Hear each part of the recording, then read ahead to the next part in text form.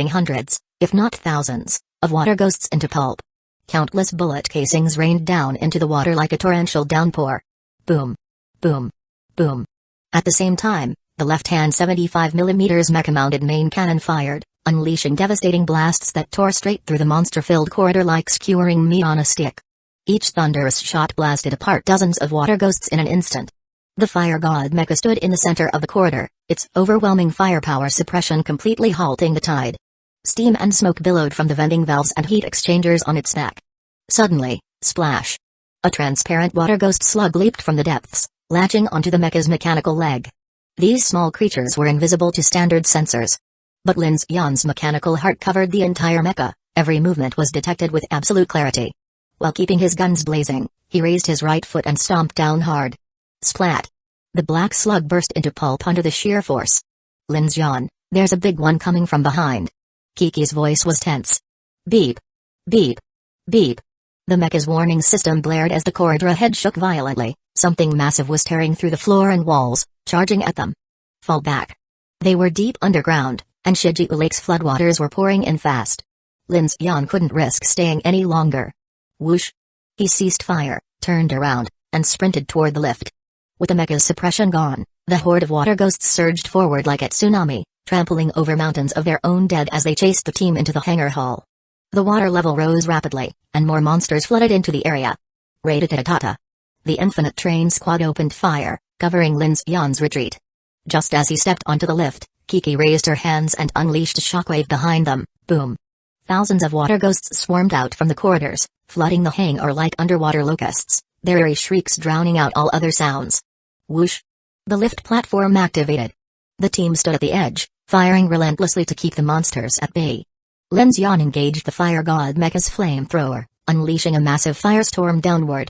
Clank! Clank! The lift ascended, crushing the monsters clinging to the edges against the upper floor, severing and grinding them into mangled remains. At last, the gunfire ceased. Silence fell. Shukin, Chen, report casualties. Lin, no injuries. The team, panting, finally caught a brief moment to breathe. Stay sharp. Reload and prepare for battle. Lin Xian's fire god mecha stepped forward, leading the squad as the massive underground doors slowly opened. The outside world awaited. Ding Junyi was protected in the middle of the group. She looked around at the surrounding darkness, her face slightly pale. Chen Sixuan stood behind her. Director Ding, you must stay close to Lin Xian. Thank you. Ding Junyi reached up and touched the tiny green sprout on her head, her eyes flickering slightly. She actually wanted to help, but she still hadn't figured out the principle behind her ability. Other than blooming a small flower when she got emotional, it seemed to have no other effect. The beams of flashlights swept continuously across the darkness. At that moment, a red skeletal horror suddenly charged out of the shadows, lunging straight at the nearest female team member. Lu Cheng reacted quickly.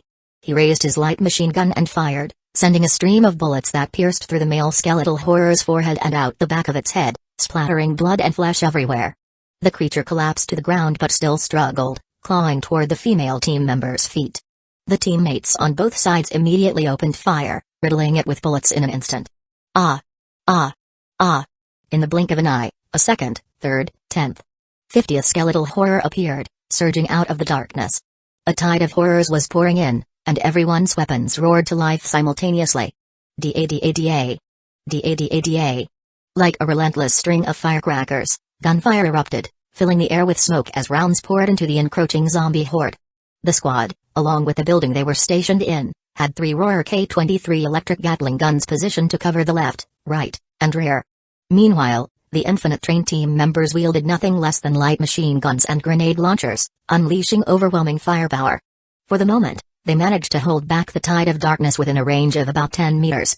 At the same time, everyone followed closely behind Lin Xian's fire god mecha, moving steadily toward the exit of the test site. Inside the cockpit, Lin Xian watched the radar screen, locking onto the densest clusters of skeletal horrors with the left-hand mounted cannon, providing fire support to relieve the pressure on his teammates. His fire god machine gun in his right hand cleared the path ahead. Kiki hovered behind the mecha. Lin Xian instructed her to handle the mutant swarm closing in from behind, reminding her to conserve energy and only use her psychic shockwave when absolutely necessary, especially when firepower lagged or someone needed cover while reloading. Shu Ken and Lu Chang guarded the flanks. Both were highly skilled fighters, carrying close combat weapons in addition to firearms in case any skeletal horrors or eerie entities managed to break through the gunfire. Bang! Bang! Bang! Crash! The team moved with seamless coordination, suppressing the zombie horde as they advanced into South Street of the small town. Monsters crawled out of storefronts, shattering glass doors as they emerged. Click! Click! In the middle of the street, a twisted, conjoined experimental horror shuffled forward amidst the zombies. A burst of machine gun fire tore it apart in an instant, but grotesque black corpse insects poured out like a tide, swarming toward the team. Bullets sparked as they raked across the ground, but the bugs were too numerous, slipping through every gap. Kiki! Lin Xian shouted. He knew she needed to act. I got it. Kiki let out a soft cry, flying forward. Her eyes flashed with light as she reached out toward the ground. With a motion like flipping a carpet, she lifted the very surface of the street, sweeping the insectide and the zombies into the air. The pavement exploded layer by layer, sending dust and debris flying. Boom. A heavy sniper rifle thundered. Chen Sixuan locked her gaze on the darkness above a department store and called out to Lin Xian. Lin Xian, 11 o'clock, fog spider. Before she even finished speaking, a massive spider leg stabbed down toward Kiki. Clang. A steel-slaying greatsword swept across, intercepting the attack. Diaolu charged in, wielding the sword with one hand, blocking the monstrous limb with precision. Sparks flew as the coarse, steel-like hairs of the fog spider scraped against his blade. With a powerful flick of his wrist, Diaolu heaved the sword upward, slash. The spider leg was severed completely. Bang. A flare round burst open, flooding the sky with white-hot light. Perched atop the department store, a massive green spider loomed into view, its 6 elongated legs striking fear into the team. Screech. Lin Xian's left-hand main cannon was already raised, aimed directly at the fog spider in midair. Boom. The spider's mandibles and 2 front legs were blown apart in an instant. Thick, dark green bodily fluid gushed from the wounds as its severed legs tumbled down, crashing against the edge of the building before rolling to the ground. Thanks, big guy. Kiki shouted before darting off to help the rearguard hold back the zombie horde.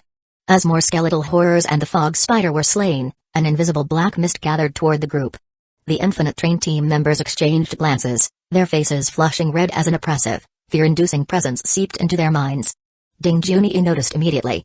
She pressed her earpiece communicator and spoke to everyone, stay calm. Do not let fear and slaughter consume your reason. Fear is an instinct, but so is courage. Lin Xian's brows furrowed at her words, instantly realizing what was happening. He shouted, we're almost out. Hold on. Hearing this, many regained their composure, consciously suppressing the tremors in their minds. Reloading. Eerie entity spotted at 3 o'clock. Concentrate fire. Screech. A mutant leech-like creature lunged from the 3 o'clock direction, only to be snatched midair by Kiki's ability. The moment it was restrained, layered gunfire tore it apart. The squad's synergy subtly strengthened, their unity growing in the face of the endless night. Boom. Breaking free from the small town, the fire god mecha's main cannon blasted open a path through the forest ahead. Lin Xian led the squad forward, their headlights illuminating a hidden trail, the same one he and Kiki had used to infiltrate earlier on their motorcycles. Whoosh. Flamethrowers ignited trees along the path, expanding visibility. Zombies continued pouring out, and ammunition was running low. The roarer Gatling guns had already exhausted their rounds, forcing Diaolu to charge in with his steel-slaying greatsword. His speed was terrifying, his entire body radiating crimson battle energy. The massive greatsword sliced through zombies like a hot knife through butter. A female skeletal horror pounced on Diaolu's shoulder, biting down and tearing out a chunk of flesh, but he didn't even flinch. Instead, he grabbed her head, roared, and smashed it into the ground, shattering it instantly. As his wound rapidly regenerated, his eyes glowed red, his strength surging even further. Boom. A flare round lit up the test site's outer perimeter, revealing towering reflective panels and metal scaffolding. Crash. Kiki unleashed a shockwave, shattering the panels. A chain reaction followed, entire sections of the structure collapsed, burying skeletal horrors and zombies in waves of destruction. Lin Xian, the vehicles are still at the research facility entrance. Chen Sixuan called out. I know. Kiki, Shukin, Miaolu, go start them up. I'll cover you. Lin Xian commanded. At this moment, many team members, including Lin Xian himself, still had dark marks on their bodies, attracting the remaining zombie horde from the Clearwater Town test site in relentless pursuit. Meanwhile, only Diaolu and the injured Lu Chang were left behind. The Research Institute and the Infinite Train were still several kilometers away. Under the shroud of this dark night, there was no way he could let these people travel on foot, especially when their ammunition was nearly depleted. Running blindly in the darkness was no different from walking into death's embrace. So, he had to lead the team to retreat towards the main entrance, giving Kiki and the others time to drive the vehicles over. Boom. A main cannon shell exploded within the zombie horde, igniting a sky full of fire. Behind the mecha, the Infinite Train members had almost run out of ammo. Some pulled out their backup pistols, while others simply grabbed short blades and explosives, preparing to face the incoming enemies. Arg. Diaolu, drenched in blood, charged into the monstrous crowd. His body was riddled with wounds, and his clothes were torn to shreds. Though his evolutionary blood aura ability was constantly healing his injuries, the sheer number of zombies was overwhelming. On top of that, There were powerful human eries mixed within the horde. Dialu was struggling to keep up, continuously getting bitten and clawed, fresh wounds tearing open across his body. Meanwhile, Liu Chang's M566 light machine gun had already run dry. His left hand was bandaged, and in his right, he wielded the GK03 electric blade that Lin Xian had personally crafted for him. Sparks of electric arcs flickered as he dashed through the horde, his blade flashing, every swing decapitating multiple zombies in an instant. From inside the mecha's external vision system, Lin Xian watched this scene unfold, his face grim. He knew that Dialu and Liu Chang wouldn't hold out much longer. These zombies and human eries. Why do they feel even stronger than the ones we faced in Yubai City and Underground City number 9? In the darkness, the zombie horde wasn't just composed of corpse fiends controlled by the black centipedes, even the ordinary, rotting zombies had grown faster and stronger. Among them, there was even a spiked human eerie that blocked Dialu's steel-slaying greatsword with its bare hand. When the blade struck its body, sparks flew from its metallic spikes. Dialu let out a furious roar and swung again, his blade carving out chunks of flesh as a wave of blood splattered into the air. Boom! As Dialu struggled against the enemy, a loud gunshot rang out. The spiked human eerie's head exploded right in front of him. Its jaw, lined with razor-sharp teeth, shattered into bloody fragments, some splashing onto Dialu's face. He wiped the blood away and instinctively looked toward the source of the shot, only to see Chen Sixuan standing amidst the chaos, calmly holding her rifle in a perfect shooting stance. Dialu immediately shot her a grateful look. Chen Sixuan gave him a slight nod before swiftly aiming at her next target. Every time she pulled the trigger, her lips moved slightly, murmuring a number, 17. Bang. 18. Her targets were the most agile and lethal human eries and eerie entities. With each precise shot, she sent another monstrous abomination straight to hell. Somehow, at some unknown point, the former Zhang City foreign language teacher had begun radiating the cold aura of a true killer. The zombie horde grew even fiercer, the pressure was mounting. Boom. The fire god's main cannon unleashed its final shell, obliterating a swarm of black centipedes. Their fur-covered bodies ignited instantly, sending waves of fire cascading across the battlefield. And then, a distorted, unnatural screech echoed through the night. Inside the mecha, the radar warning system erupted into a frenzy of alarms. The external vision system automatically zoomed in. Through the flames, a massive, multi-limbed eerie entity, several meters tall, darted out from the horde and raced straight toward Dialu. The creature looked like an upside-down human, its limbs twisting unnaturally, and its blood-red tendrils moving in a grotesque, inhuman manner. In mere seconds, it had already reached Dialu's back. By now, Dialu was completely soaked in blood, his eyes blazing, his ability energy nearly exhausted. Dialu. Behind you. Lin Xian immediately slammed the hatch release, ready to jump out and assist. But, it was too late. One of the eerie entity's long, spiked tendrils lashed forward like a spear, aiming straight for Dialu's skull. Vile beast. You dare harm my roommate. Boom. Suddenly, a massive pillar of crimson flames descended from the heavens, illuminating a 100-meter radius. The flaming column slammed into the eerie entity, pinning it to the ground. A silhouette descended from above, its hand raised in a martial stance as fierce, high-temperature flames surged forth. The eerie entity twisted and screamed in agony. The surrounding zombies were instantly incinerated, their bodies reduced to ash.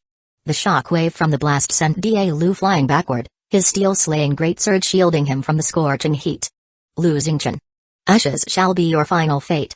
Like a rocket booster, Lu Xingchen hovered above the firestorm, his flames raging uncontrollably. Below him, the eerie entity had already burned into charcoal. Spreading his arms wide, Lu Xingchen unleashed a wave of scorching embers, then gracefully descended, his boots crushing the charred corpse beneath him. Crack, the burnt husk crumbled into smoldering ashes. Inside the mecha, Lin Xian exhaled. He must have been summoned by Chen Sixuan. He thought. Wah. It's Fire Bro. Fire Bro is here. Among the Infinite Train members, a few excited fangirls cheered. Lin Xian stepped out of the fire god, glancing at the dramatic Lu Xingchen, who was striking a heroic pose amidst the embers. He couldn't help but mutter, damn it. Why does this guy always make such flashy entrances? This time, he actually looks cool. With their retreat secured, Kiki and the rest arrived in off-road vehicles, while Lin Xian and Fire Bro covered the rear. Kiki, get the mecha into the train. Understood. As the train's heavy doors sealed shut, the Infinite Train's outer armor deployed its electric blade defense system, ensuring no more creatures could breach their defenses. Inside, dozens of exhausted survivors finally breathed a sigh of relief. Lin Xian glanced at their spoils, the Fire God mecha, a fully functional medical pod, stacks of supplies, and a mysterious containment unit. A fire burned in his eyes. Finally. We're back. Time to upgrade our strength. Chapter 237, Devouring Nuclear Power-Up, Ah. At 2 a.m., on a railway track near the mountain forests of Shijiu Lake, the infinite train had all its blackout panels lowered. Inside the train, figures moved back and forth, and the sound of busy activity never ceased. Outside, a large number of zombies roamed about. As the battle fire died down, the zombies gradually grew quieter, surrounding the carriages, occasionally letting out hoarse growls and clawing at the metal exterior. In the shadows beneath the train, black centipede-like creatures slithered in and out, either lying in wait or searching for ventilation gaps to burrow their way inside. But under the mechanical heart of Lin Xian, every corner of the infinite train was crystal clear in his tactical perception. Right now, he could clearly sense that the external threat level had dropped to its lowest. Beep. Conducting reflective scan using non-mechanical power, scan complete. No fear-related risks detected within the train. Dark forces successfully blocked. Every time they returned to camp, Lin Xian would always conduct a full train-wide inspection using the Eerie Cube. Once confirming there were no anomalies, he immediately assigned Shuqian and Luo Yi to organize personnel, resupply ammunition, check weapons, and assess injuries. Huo and Shasha had stood watch over the train all night, so Lin Xian let them rest first. As for the comprehensive medical pod, it hadn't even been installed yet. Without wasting a second, he grabbed Chen Sixuan and a few others and hurried to car number 3 to check with Ding Junyi on the status of the dark mark. By now, the Hell's Black Chrysanthemum was radiating a faint red glow while simultaneously absorbing large amounts of black mist. Since we don't have a precise energy source for the mark, I'm temporarily using the brightness of the blood scourge flora as an evaluation unit. Ding Junyi's white research coat was already splattered with bloodstains and bits of flesh, but she didn't seem to care in the slightest. The moment she boarded the train, she immediately got to work. She lifted a mobile terminal and pulled up a simple data chart of her previous records. So far, I've observed 5 levels of brightness change. The brightest was in Jiaozu City, which I've classified as level 5. I believe this level occurred when we were marked by an S-class Eerie entity and a large number of lesser Eerie entities at Yubai Spaceport, our highest recorded level. Chen Sixuan nodded as she recalled that suffocating night when they first entered the Black Night at Yangjian Plains, suddenly surrounded by Eerie entities. Yeah. That night, our train was almost overturned. Exactly. Following that logic, our encounter at Rain Town was level 4. When we emerged from underground city number 9, it was level 3. Our escape from Hangshan Pass was level 2. And after we cleared out the Rain Town threat, I'm classifying it as a level 1, relatively safe and risk-free. Kiki immediately interjected, but I feel like the monsters we fought in Rain Town were even tougher than in Jiaozu City. That brings me to my second point. Ding Junyi continued. The distribution of Eerie entities within the Dark Tides is region-specific. This is evident from how that major Eerie entity in Rain Town displayed territorial behavior. Think of it like this, we can treat the dark mark as an invisible beacon or scent tag placed on us. The stronger the mark, the wider the range of Eerie entities it attracts. It's like lighting a torch in an unknown black forest. But the problem is, if the forest around us lacks high-level Eerie entities, then we might not actually face any lethal threats. Lin Xian frowned slightly. So it's not just about the mark's level, but also regional factors. Or even luck? Exactly. Ding Junyi went on. Now, my third point, this is purely my personal hypothesis. I believe that in areas where large or high-level Eerie entities reside, there will be fewer low-level Eerie entities. This follows a predator density pattern. That's why when we arrived outside Jiaozu City with an S-class mark, we attracted a massive horde of low-level Eerie entities. Although their numbers were overwhelming, none of them posed the lethal threat of an S-class entity. Kiki stuck out her tongue. Well, duh. If it really was S-class, we'd be dead as hell by now. Then, she asked, so that thing we fought tonight. Was it a level 3 entity? Ding Junyi nodded. More or less. Then, she looked at Kiki. Or maybe even level 4. And I believe. Only the 2 of us on this train were marked. Chen Sixuan frowned, glancing at the Hell's Black Chrysanthemum. But judging by the brightness, shouldn't it be level 3? That's likely because we killed a lot of Eerie entities tonight. The mark's level has been diluted. Lin Xian let out a long breath. Tonight alone, we took down at least 6 C-class Eerie entities. I'm not sure if there were any B-class, but including the human Eries, the centipede creatures, and the drowned ghosts, we must have killed at least a few hundred. Ding Junyi nodded. Yes, logically, that makes sense. Plus, our surroundings should be clear of Eerie entities now. If there were any left, they'd already be drawn to us by our current mark level. Kiki crossed her arms. So basically, we killed them all. Ding Junyi's analysis gave Lin Xian a deeper understanding of dark entities. The dark tides seemed to overlap with the real world, creating an alternate dimension. During the day, eerie entities might be lurking all around them, invisible. But at night, they manifested suddenly. If they were too close, they would immediately attack and devour anything marked. Or, drawn by the dark mark, they would converge from the shadows to hunt their prey. Then, based on this logic, does that mean there's an S-class entity beneath the research facility? Chen Sixuan asked, frowning. Kiki's eyes widened. Chenji, you didn't see it. That thing was huge. It burst straight out of the ground, a giant fish with two human-shaped lures growing from its head. She suddenly remembered something and quickly turned to Lin Xian. Oh, right. That's not all. Dingji and I made another big discovery. She then recounted what they had found inside the pressure release chamber. Lin Xian and Chen Sixuan's expressions shifted to shock. Human-shaped lures? Yes. Ding Junyi's gaze darkened. Otherwise, there's no explanation for why people were being sent into the deep lake and retrieved, all controlled remotely. I believe the Foundation is fully aware of the S-class behemoth beneath Shijiu Lake. They're deliberately using this method to acquire dark marks. And tonight, the entity that marked Kiki and me was that monster. Lin Xian's expression darkened. That woman, Dan Meng. She was an ability user with flight capabilities, wasn't she? Yeah, she won the game. Kiki replied. Lin Xian's eyes narrowed. Then there's one person who might know the truth. Who? Hulushu. He definitely participated in the Foundation's death games, and won. Kiki's eyes lit up. Oh, right. That guy might know a lot about what's going on inside the Foundation. We have the Gemini 11R nuclear electric locomotive, so energy isn't an issue. And since you're a psychic ability user, you don't need firearms either. Ding Junyi lifted her head and gave her a calm, assessing look. In conclusion, what I see before me is a love-struck girl. Oh, and by the way, just to be precise, are you even of legal age? I can't hear you. I can't hear you. Kiki felt utterly defeated. She covered her ears and fled from car number 3 as if running for her life. After taking a shower, she returned to car number 2 and lay down on her custom-made Kiki bed. Shasha was already fast asleep, but Kiki tossed and turned, unable to drift off. Swoosh. Kiki pulled back the blackout panel on the porthole beside her bed. Outside, a few grotesque zombies stood eerily in the dark.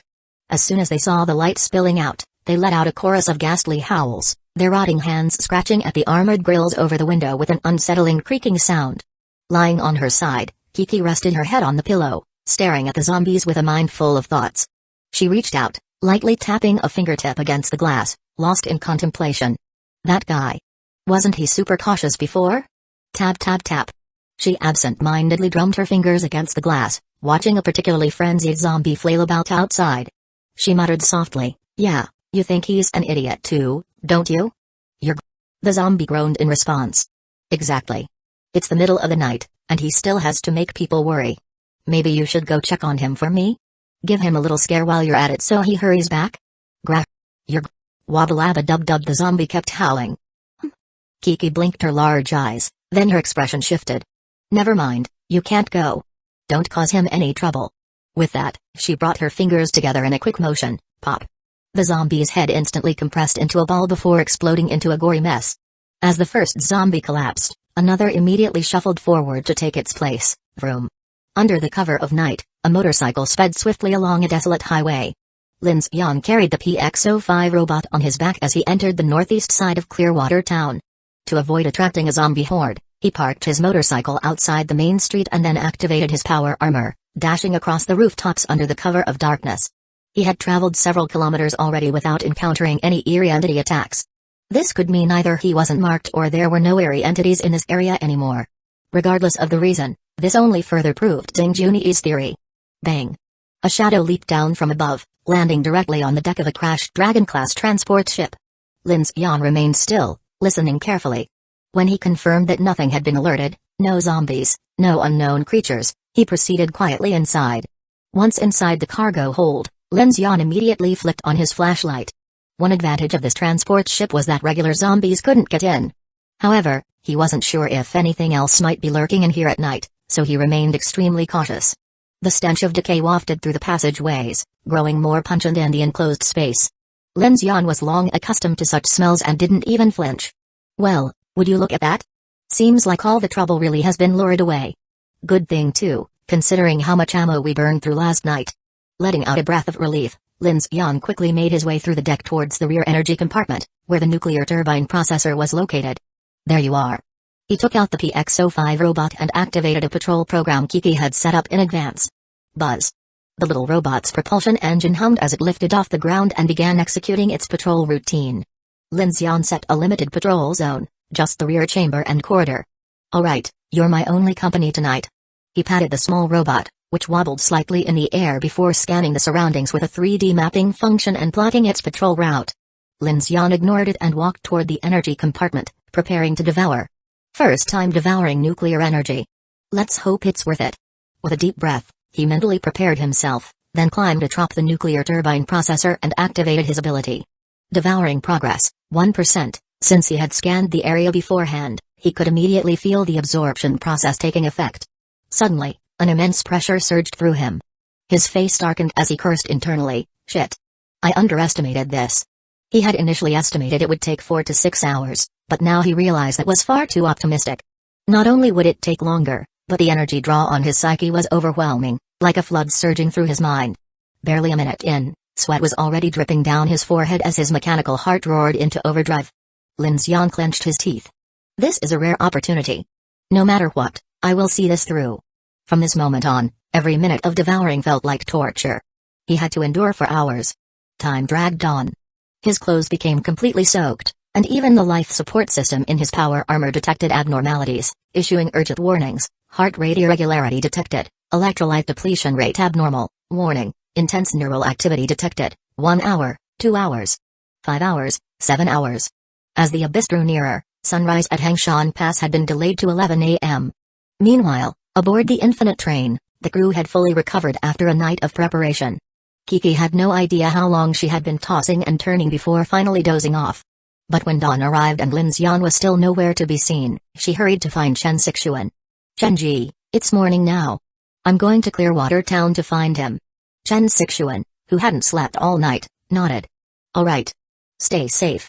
It's not far, and if you manage to contact Lin Xian on the way, send me an update. Got it. Kiki nodded firmly, then stepped out, crushed a group of zombies with a casual flick of her fingers, and took off into the sky. ZZZ. ZZZ. Federation. Phoenix Radio Global Broadcast. The dark tides of Abyss Zone Number 3 will converge with Abyss Zone Number 5 in 35 days over Quancheng and the Dakan Desert. Survivors evacuating northeast should leave immediately.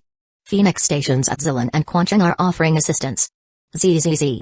The dark tides of Abyss Zone Number 7 will merge with Abyss Zone Number 5 in 28 days over the Wei River, Longjiang, and Jinhai regions. Survivors heading east towards Xingcheng, Kangcheng, and Yangcheng Port should evacuate at once. Phoenix has set up aid stations at Jinhai and Yangcheng Port. ZZZ. Zilan Station reports, an S-class Siri entity was detected in the depths of Parma grassland yesterday but has since disappeared near the southern Beilu marshlands. Inside car number 2, Chen Sixuan and Shu Ken listened closely to the latest apocalypse radio reports while keeping an eye on the situation. Kiki went to find Lin Xian. We should get news soon. The crew had grown increasingly anxious without their core leader. Instinctively, all eyes turned to Chen Sixuan. Suppressing her unease, Chen Sixuan steadied herself. These updates will heavily influence our next moves. Checking the map, she added, Beilu marshlands. That's near the Wei River. We might have to reroute. Shu Ken nodded. Unless we rush through that stretch today while we still have daylight. We'll wait for Lin Xian's return. Chen Sixuan decided. He may have other plans. Just then, Kiki's voice crackled over the radio. Chenji, I found him. He's okay. A visible wave of relief washed over the group. Chen Sixuan, exhausted but reassured, exhaled deeply. Alright, let's eat. Once Lin Xian gets back, we'll set out. Meanwhile, Kiki flew towards Clearwater Town at full speed, muttering irritably, what the hell took him so long? Does he plan on devouring the entire transport ship? Despite her grumbling, she instinctively picked up the pace. Soon, she reached the transport ship, scouted the area, and pressed her communicator. Lin Xian, are you in there? Yeah. His voice sounded utterly drained. Kiki's expression tensed. She flew inside, following the corridors to the lower energy chamber, only to find Lin Xian slumped in a corner, drenched in sweat, pale, and gasping for breath. The PX-05 robot hovered beside him, silently standing guard. Hey, you! Kiki's face darkened as she rushed over, stunned. What the hell happened to you? Lin Xian took a slow, deep breath, exhaustion evident but with a small, satisfied smile. Took down a big one. Just cost me some effort. You look like a vampire sucked you dry. Kiki frowned, placing a hand on his forehead, then comparing it to her own. Are you sure you're okay? I'm fine. Lin Xian pushed himself upright, his HUD flickering with golden text. Devouring complete. Plus 1000 mechanical source points, plus 400 mechanical devouring proficiency. Bonus, plus 20 strength, plus 20 agility, plus 20 defense, congratulations. Mechanical devour has evolved to level 4, congratulations. Your strength level has increased to level 4, extra stamina boost acquired, congratulations. Your agility level has increased to level 3, reaction speed boost acquired, mechanical devour, 4, 241 out of 2000, congratulations. You have acquired an additional special trait skill from this devour, gravitational lens. Gravitational lens creates a large-scale gravitational source, bending and enhancing light that passes nearby. Gravitational lens. Lin Xian stared at the name, momentarily dumbfounded. His previous skills were just wind cannon, ice wall, and electric surge. How did he suddenly leap to manipulating gravitational fields of entire star clusters? Nuclear-powered turbine engine. This technology has already reached this level? His heart pounded wildly, and his blood pressure skyrocketed. 1000 source points, this was an absolute jackpot. He hadn't expected to gain a new skill, and one that sounded so ridiculously overpowered at that. Hey! Hey! A sharp voice snapped Lin Xian back to reality. His gaze slowly refocused, and the voice became clearer. Right in front of him, Kiki was staring at him with her wide, Cassilanesque eyes, waving her hand in front of his face with an odd expression. Hey! What are you spacing out for? What's going on with you? She asked, her tone filled with urgency. Since she was leaning in so close, Lin Xian could even feel her breath brushing against his face. Looking at Kiki, he was so overwhelmed with excitement that his brain short-circuited. Before he knew it, he had stretched his neck out, tilted his chin up, and planted a quick kiss on her chattering little mouth. Smack. The sound was crisp and clear. For a moment, the entire scene froze. Kiki went completely blank, her eyes widening in slow motion. She absent-mindedly touched her lips, then turned to Lin Xian, her expression shifting rapidly from confusion to shock. Then to pure rage. Realizing what he'd just done, Lin Xian's mind raced, and he blurted out, misunderstanding. Total misunderstanding. Misunderstanding? Kiki's face flushed red and white in rapid succession. This guy had just ambushed her right in the face, and he had the audacity to call it a misunderstanding? Her anger flared up instantly. She gritted her teeth and glared at Lin Xian, her eyes flashing with a dangerous light. Then she took a deep breath and bellowed, "Go. To hell." Boom. The Dragon-class transport ship, which had crash-landed in the streets of Clearwater Town, trembled violently as a massive cloud of dust erupted into the air. In the dark alleys and abandoned streets, every zombie within earshot turned in unison, all eyes locking onto the direction of the explosion. High above the ground, exhausted and weakened, Lin Xian was now being carried through the air by Kiki's ability, heading toward the infinite train. She hadn't even bothered to grab his motorcycle. As he gazed at the blue sky and white clouds above Shijiu Lake, Lin Xian felt a rare sense of peace. This latest devour had been an incredible haul. After nearly 8 or 9 hours of effort, his mechanical ability had made a massive leap forward.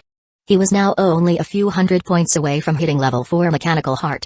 At this rate, he figured he just needed to break down 2 or 3 locomotive engines, and he'd reach the next milestone. So, this is what flying feels like. Damn, it's nice. He murmured contentedly as the wind brushed against his cheeks. Flying in front of him, Kiki crossed her arms and shot him a side-eye glare. If it weren't for your pathetic state right now, I'd have made you run the whole way. Lin Xian let out a small sigh. Seeing Kiki sulking like that, he felt a bit of a headache coming on. Why do I keep kissing this girl? He wondered. Last time, I snuck a kiss and got away with it. This time, I totally brain-lagged and just went for it head-on. Now things are awkward. Did I really have to do that? Meanwhile, Kiki sneakily peeked at Lin Xian from the corner of her eye. When she saw him looking her way, she immediately turned her head back, exhaling quietly. She pressed a hand to her chest. Her heart was still pounding wildly. Again. He kissed me again. Her eyes darkened with resentment, and she muttered under her breath, "Bastard. Next time, I'll bite your damn lips off and see if you dare try it again." Humphrey. Inside the infinite train SHHK. The doors of the infinite train hissed open, and Kiki and Lin Xian stepped inside. The moment Lin Xian entered, a notification screen from Mechanical Heart suddenly popped up in front of him. Non-mechanical energy converted, 1000 mechanical source points acquired, whoosh. A surge of powerful, warm energy flooded through Lin Xian's body. Instantly, he felt his drained mental energy rapidly recovering. The eerie cube? Realizing what had just happened, Lin Xian bolted toward carriage number 1. Hey! Weren't you just acting all exhausted? Kiki, who had just walked in, watched in disbelief as Lin Xian, who had seemed weak and drained just moments ago, suddenly became full of life, practically radiating energy. Her eyes narrowed suspiciously. Was he faking it the whole time? Oblivious to Kiki's suspicions, Lin Xian quickly reached carriage number 1 and activated the eerie cube. Beep. Reflective scan using non-mechanical energy initiated, scan complete, no detected fear-based threats inside the train.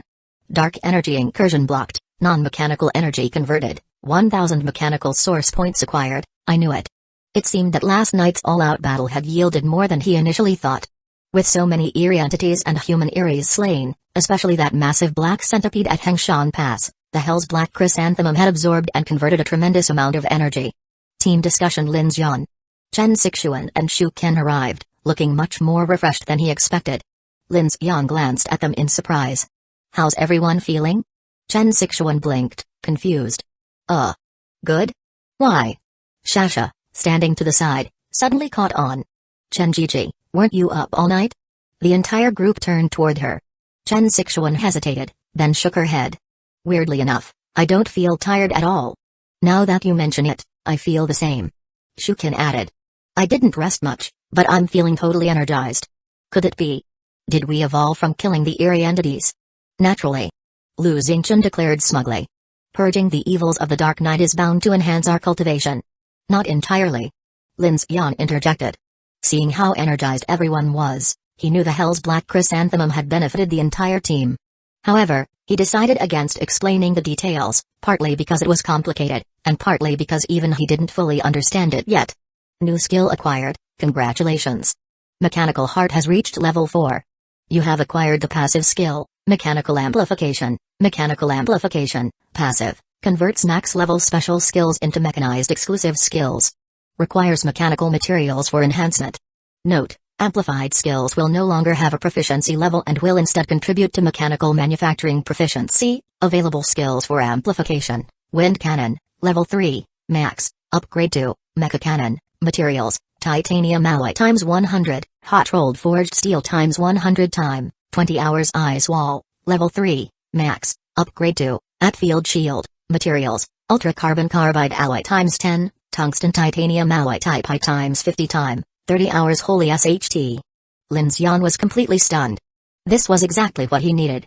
Luo Yi, Shasha, and Chen Sixuan all turned their gazes toward Lin Xian.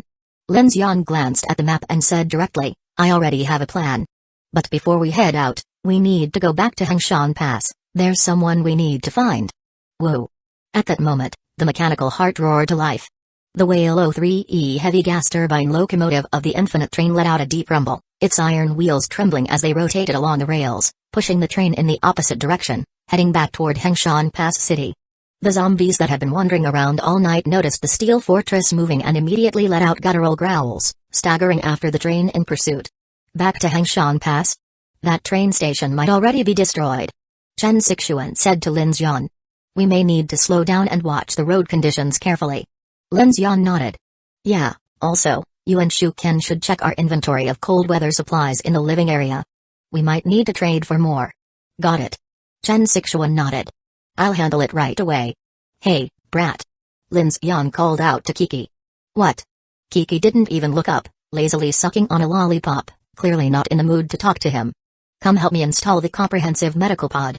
Oh, Lin Xian glanced at her, then added, since I didn't let you pilot the Fire God mecha yesterday, I'm planning to have a few people test it later. We need to check its unified control coefficient. Want to go first? Kiki's eyes immediately lit up, her head tilting slightly. Seriously? Seriously. Shasha, watching from the side, looked puzzled. Brother Lin, what's a unified control coefficient? Lin Xian explained, it refers to the neural synchronization signal between the pilot and the mecha's operating system. The higher the coefficient, the greater the controllability. This is largely determined by natural talent.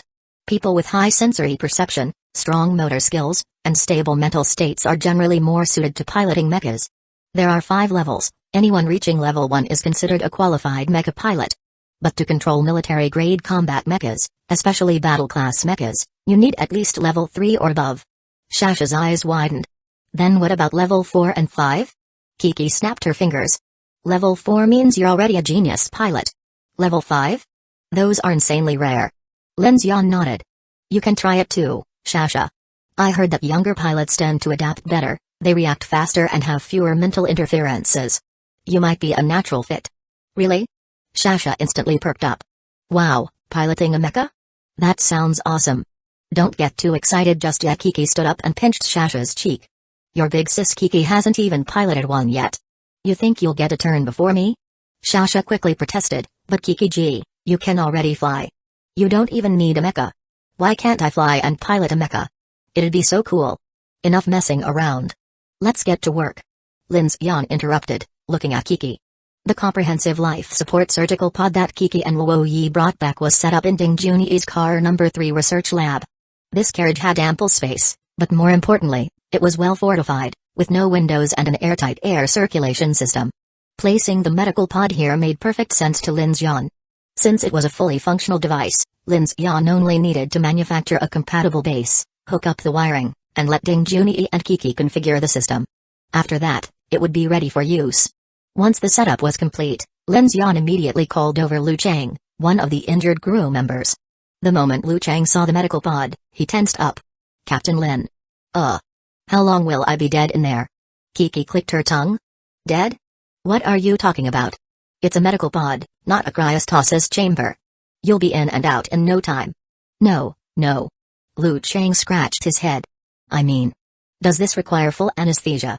Ding Junyi answered, no need. The system automatically applies localized anesthesia based on your injuries, but instead of drugs, it uses neuron oscillation technology. Hearing Ding Junyi explain it, Lu Chang immediately relaxed. He unwrapped the bandages around his injured arm and lay down inside the pod. Ding Junyi pressed a few buttons, and the hatch of the medical pod slowly closed. Performing life sign scan, detecting injuries, detected level 3 fracture of the left ulna, with torn muscle and epidermal lacerations, initiating treatment protocol. Full area disinfection in progress, hiss. A white mist filled the pod, followed by a blue energy scan sweeping over Lu Chang's body, localized neuron oscillation anesthesia activated, beep.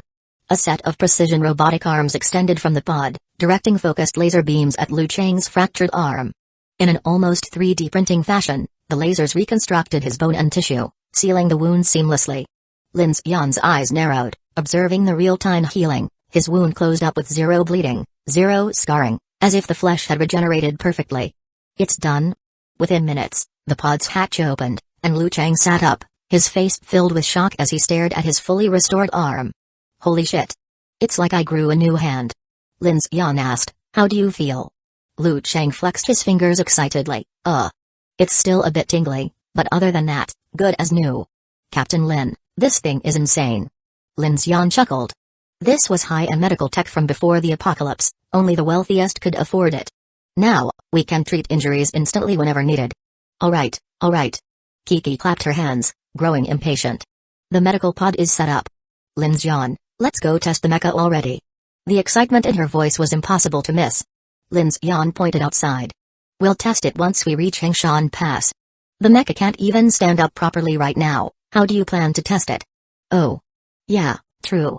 Chapter 238, Ding Junyi's superpowers. The sun was shining just right, and the breeze was warm and gentle. Clang, clang, the infinite train raced along the railway tracks bordering Shijiu Lake, speeding back toward Hengshan Pass City. When news spread that the train now had a comprehensive life support surgical pod, the entire crew erupted in excitement. In this eerie and suffocating apocalypse, having access to a fully functional medical system inside their mobile steel fortress was an unbelievable luxury. After all, before this, even a minor wound without proper medicine could lead to fatal bacterial infections, not to mention the risk of dark invasion, which could cause mutation into a zombie or a human Eerie. Inside car number 4, the soilless cultivation pod and planting pod had been fully assembled. Ding Junyi was currently leading a few assistants in plant breeding. This wasn't exactly a priority in her research schedule, but since Lin Xian had requested it, she temporarily set aside her studies on the Foundation's research data and decided to push this project forward first. From Ding Junyi's perspective, Lin Xian's decisions were always necessary and meaningful. For once, She didn't analyze things purely from a rational standpoint, a rare occurrence for her. Standing in front of the planting pod, Ding Junyi leaned slightly forward, adjusting her glasses as she observed the nutrient-rich soil inside the glass chamber. With the initial setup complete, her assistants had all left. Now alone, Ding Junyi carefully logged her observations into her mobile terminal. Since the train's interior is unaffected by the dark tides, perhaps plant growth will also benefit from this. She pondered this possibility. Just as she was about to turn away, something in her peripheral vision caught her attention, making her pause and turn back toward the soil inside the planting pod. In one of the planting areas, the soft soil seemed to shift slightly. The moment she noticed this, Ding Junyi's caution immediately heightened.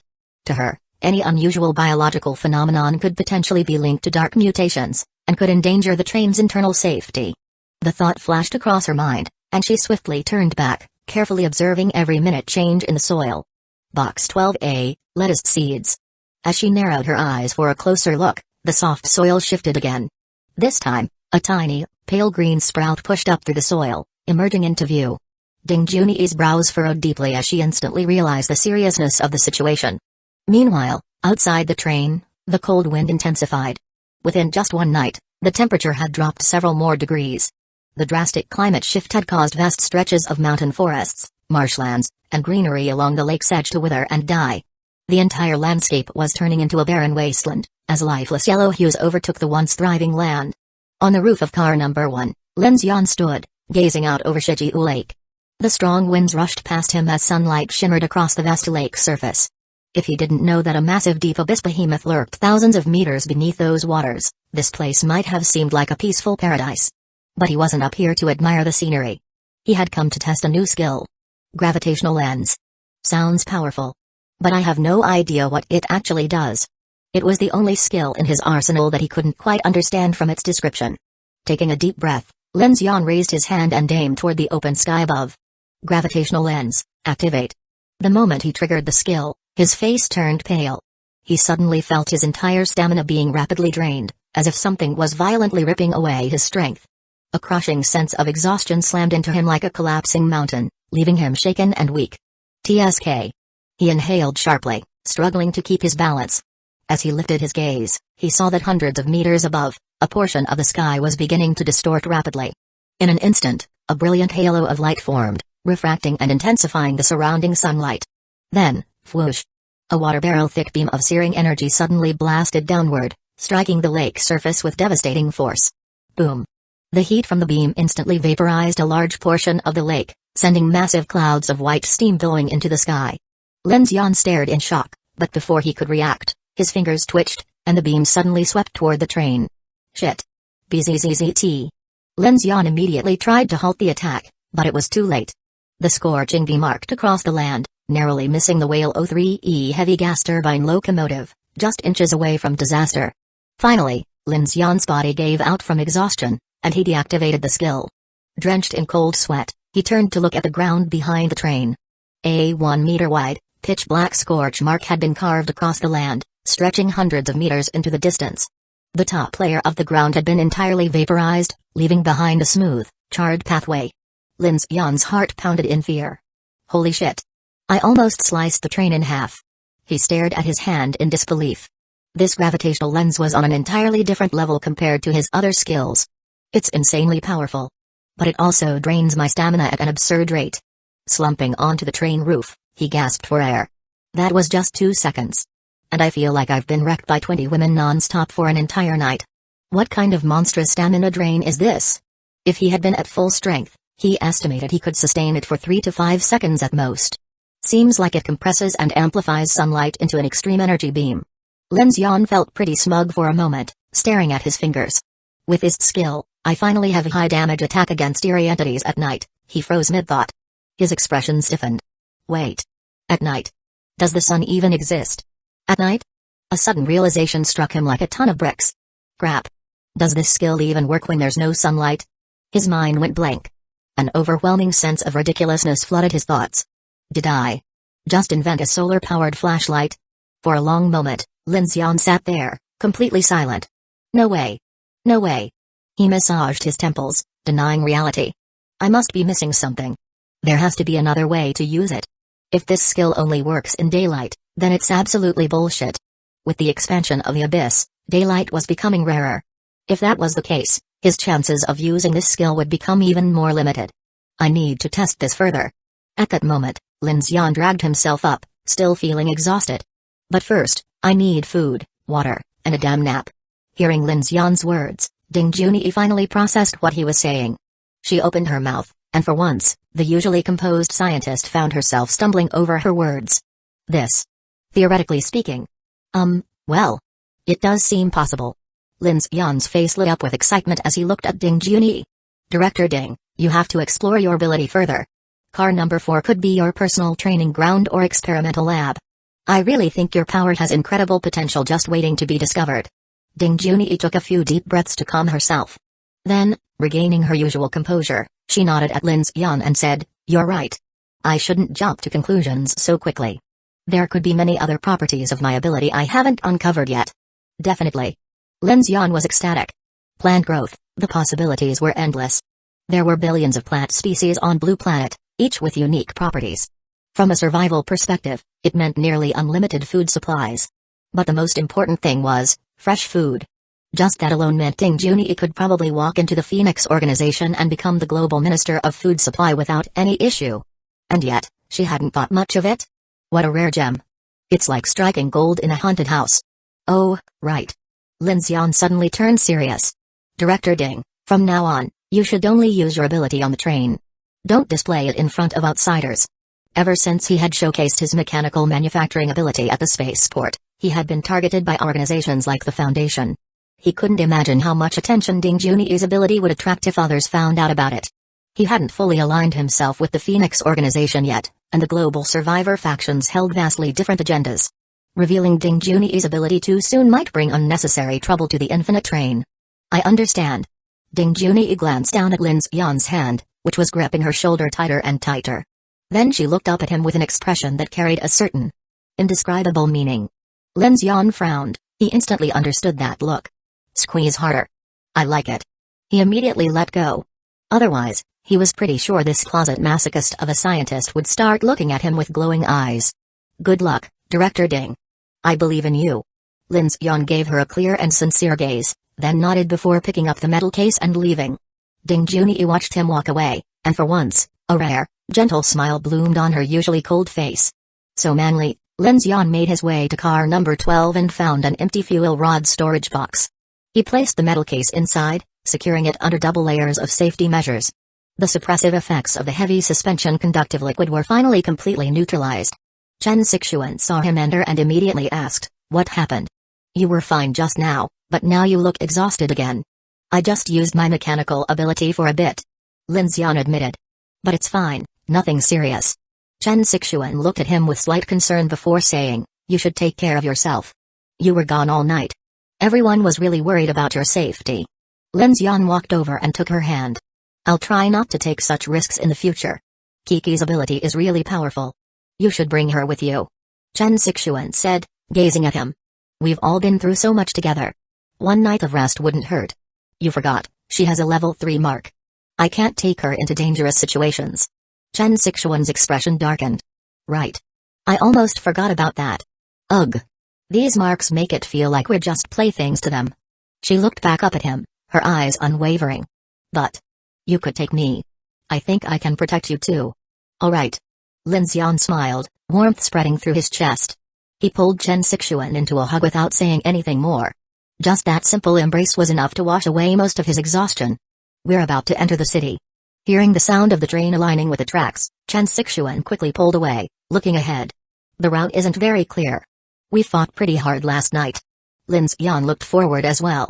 The tracks were littered with the mangled corpses of black bugs and countless crushed zombies. The iron fencing and protective barriers on either side of the tracks were riddled with bullet holes and splattered with green insect fluids and zombie blood. A dense cloud of flies buzzed overhead, a gruesome sight. The Infinite Train slowed slightly. Before long, the remains of Hengshan Pass Station came into view. Most of the steel canopy above the platform had collapsed. As the train drew closer, the devastation became even clearer. Corpses of survivors lay everywhere. Severed limbs were scattered across the platform and tracks. A massive black centipede corpse, riddled with bullet holes, sprawled across multiple rails. There were also the remains of giant fog spiders, A white giant blown apart at the torso, 2 car-sized elytra bugs, a 3-headed spider monster torn to shreds, and even a red skeletal horror's severed arm impaled through the windshield of a truck's cab. It was a horrifying, blood-soaked battlefield. Even Chen Sixuan, who had seen her fair share of carnage, wore a grim expression. Lin Xian scanned the area. The station was almost completely stripped of usable weapons and vehicles. Even the Night Phantom, the green-painted train that had been stationed here, had derailed. Several of its carriages lay toppled, filled with corpses, while the locomotive itself was missing. Lin Xian frowned. Looks like someone already cleaned up the battlefield. The Night Phantom's engine was a Huangsing Mining Series small nuclear engine. If it were still here, Lin Xian would have taken it without hesitation. Devouring the nuclear engine from the Dragon-class transport ship had benefited him tremendously. While this engine wasn't as powerful as the Night Star TOS nuclear turbine processor, it was still far superior to a standard electric locomotive. But clearly, last night's battle had drawn attention. Other survivor factions must have arrived before them, perhaps local survivor enclaves, or maybe passing convoys from other railway lines. Whoever they were, they had already scavenged what they could. Not that it was shameful, survivors were simply fighting for survival. Are we stopping here? Chen Sixuan asked, frowning at the devastation. Lin Xian shook his head. Keep moving. Find an open area to stop. I need to prepare the train for tonight. Boom. Boom. The infinite train plowed through abandoned wreckage on the tracks, accelerating as it stormed past the ruined station. Before long, they reached a freight rail platform near Hengshan Pass and pulled off the main line to dock. Under the morning sun, the freight station was overrun with zombies. The moment they heard the train's vibrations, they came sprinting from all directions. Abandoned train cars lay rusting on the tracks, withered weeds growing around them. Nearby, crumbling buildings held remnants of past lives, toppled cabinets, neatly stacked dishes, a rusted baby stroller submerged in a murky puddle. The air was thick with an eerie stillness. The apocalypse day has lasted so long. The places we pass will only become more desolate. Lin Xian scanned the landscape. I remember watching a documentary called Life After Humans. It theorized that within 3 months of humanity's disappearance, plants and animals would start reclaiming cities. But this disaster is different, even nature isn't spared. Right now, we can still find traces of human survival, but in a few years, this world might be nothing but wasteland. A few years? Chen Sixuan's gaze darkened. Didn't the Phoenix organization say we only have 1 year left? Hiss. Lin Xian engaged the brakes, slowly bringing the train to a stop. Then he turned to her and said, darkness won't be the end of humanity. It will only be the night before the embers ignite. Then he switched to the team comms, Shasha, fire, Miaolu, clear the platform and set up a temporary camp. Chenji, Daluo, check and clean the train. Shukin, Lu Chang, scout the northern and eastern escape routes. Kiki. Lin Xian called as he entered car number 2, looking at her seriously. Come with me. We're going to find an old acquaintance. As Lin Xian gave out orders, the infinite train crew moved swiftly into action. Clack clack, just then, the walkie-talkie crackled to life, and a subordinate's voice came through. Boss Hu, the captain of the infinite convoy is here with someone. Hearing this, Hu Lashu shot up from his seat so fast he almost choked on the sausage he had just swallowed. What? He turned sharply to Sun Chang. Didn't they run off last night? Why the hell are they back? They're probably not here for a friendly visit. Sun Chang said coldly, slamming her mechanical arm onto the table and standing up with an imposing air. Hu Lashu's expression darkened as he pressed the talk button on the walkie-talkie. How many of them? Just 2. They say they're here to discuss a deal. The subordinate replied. 2 people? Hu Lashu exchanged a glance with Sun Chang, his brows furrowing. What's that supposed to mean? Could it be an ambush? Sun Chang asked immediately. Hu Lashu gave her a strange look. An ambush? Who the hell walks right up to someone's doorstep in broad daylight with just 2 people for an ambush? Don't forget. Sun Chang said grimly, their convoy has some seriously powerful ability users. If things go south, we might not be able to handle them. Hu Lashu knew that all too well. He had already realized the previous night that while the infinite convoy was small in number, it was full of hidden powerhouses. At least 3 or 4 ability users, plus heavy weaponry mounted on their train. Despite the Fortune Longevity convoy's strength and advanced gear, an all-out fight was a gamble at best. His expression shifted rapidly as his mind raced. Shit. They really came knocking. Should we prepare for a fight? Sun Chang's eyes glinted with killing intent. Hu Lashu hesitated for a moment, then raised his hand. Let's wait and see. We're not at the point of shedding blood yet, otherwise, they wouldn't have let us go last night. He then picked up the walkie-talkie. Let them in. Keep an eye on the surroundings, see if anyone else is lurking. Understood. After giving those orders, Hulushu shot a look at Sun Chang. She nodded in response, gesturing for a few men to fall back and hide inside the vehicles, setting up an ambush just in case. A low rumble grew louder as a motorcycle approached from the distance. The convoy members instinctively raised their weapons, aiming at the incoming vehicle. The motorcycle cut across the withered grass of the abandoned stadium and rolled to a stop in the middle of the convoy. Well, Brother Lin, what brings you here? Hulushu immediately put on a fawning smile and walked up to greet Lin Xian, his tone full of fake enthusiasm. We were ambushed by a massive horde of eerie entities at Hengshan Pass Station last night. Do you know anything about it? Lin Xian and Kiki strode forward, getting straight to the point. This.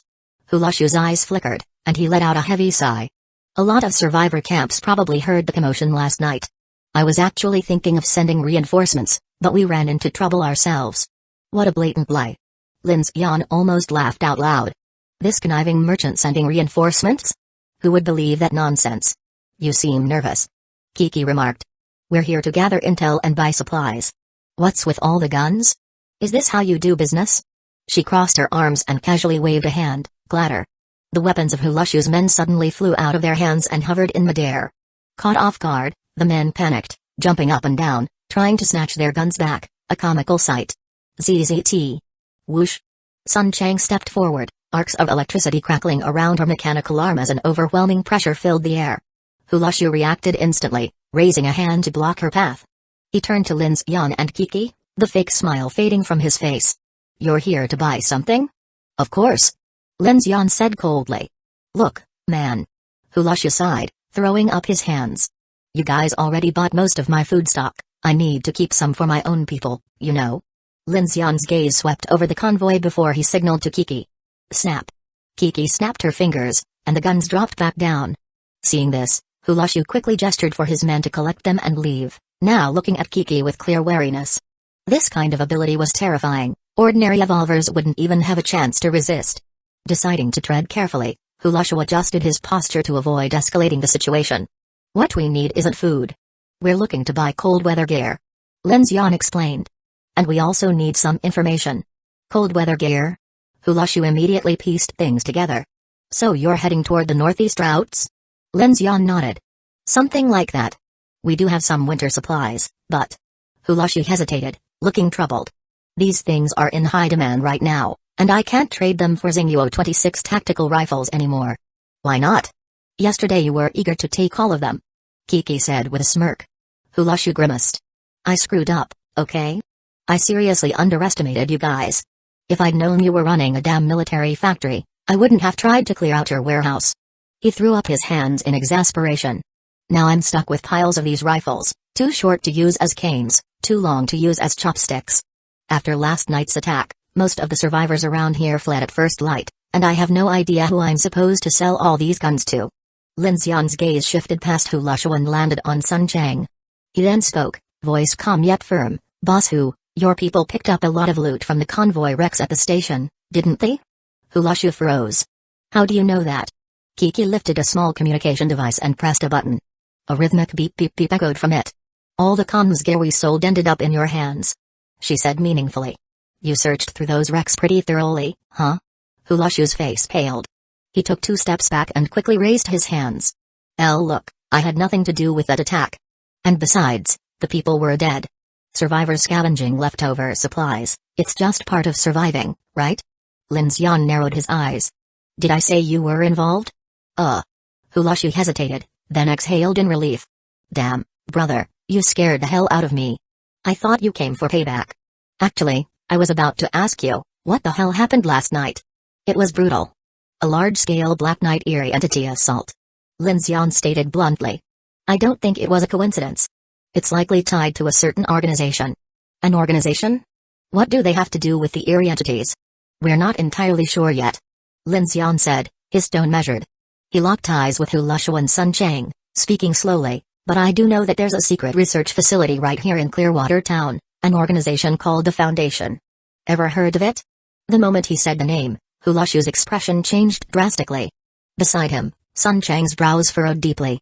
Research facility? Never heard of it. Hulushu said, forcing a laugh. Why would I know anything about that? Drop the act. Kiki interjected. We know you were the vice captain of Yongxian.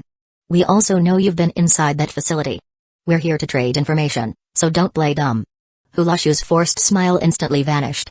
He exchanged a glance with Sun Chang, and the air between them turned icy. Sun Chang's gaze hardened. What exactly do you want from us? We visited that research facility last night. Lin Xian said. We also learned about the Mad Hatter's death game. That place is now abandoned. What? That place is gone? Hulashu looked genuinely shocked. Seeing his reaction, Lin Xian and Kiki knew immediately, they were right on the mark. Yes, I was indeed the vice captain of the clouds soaring before.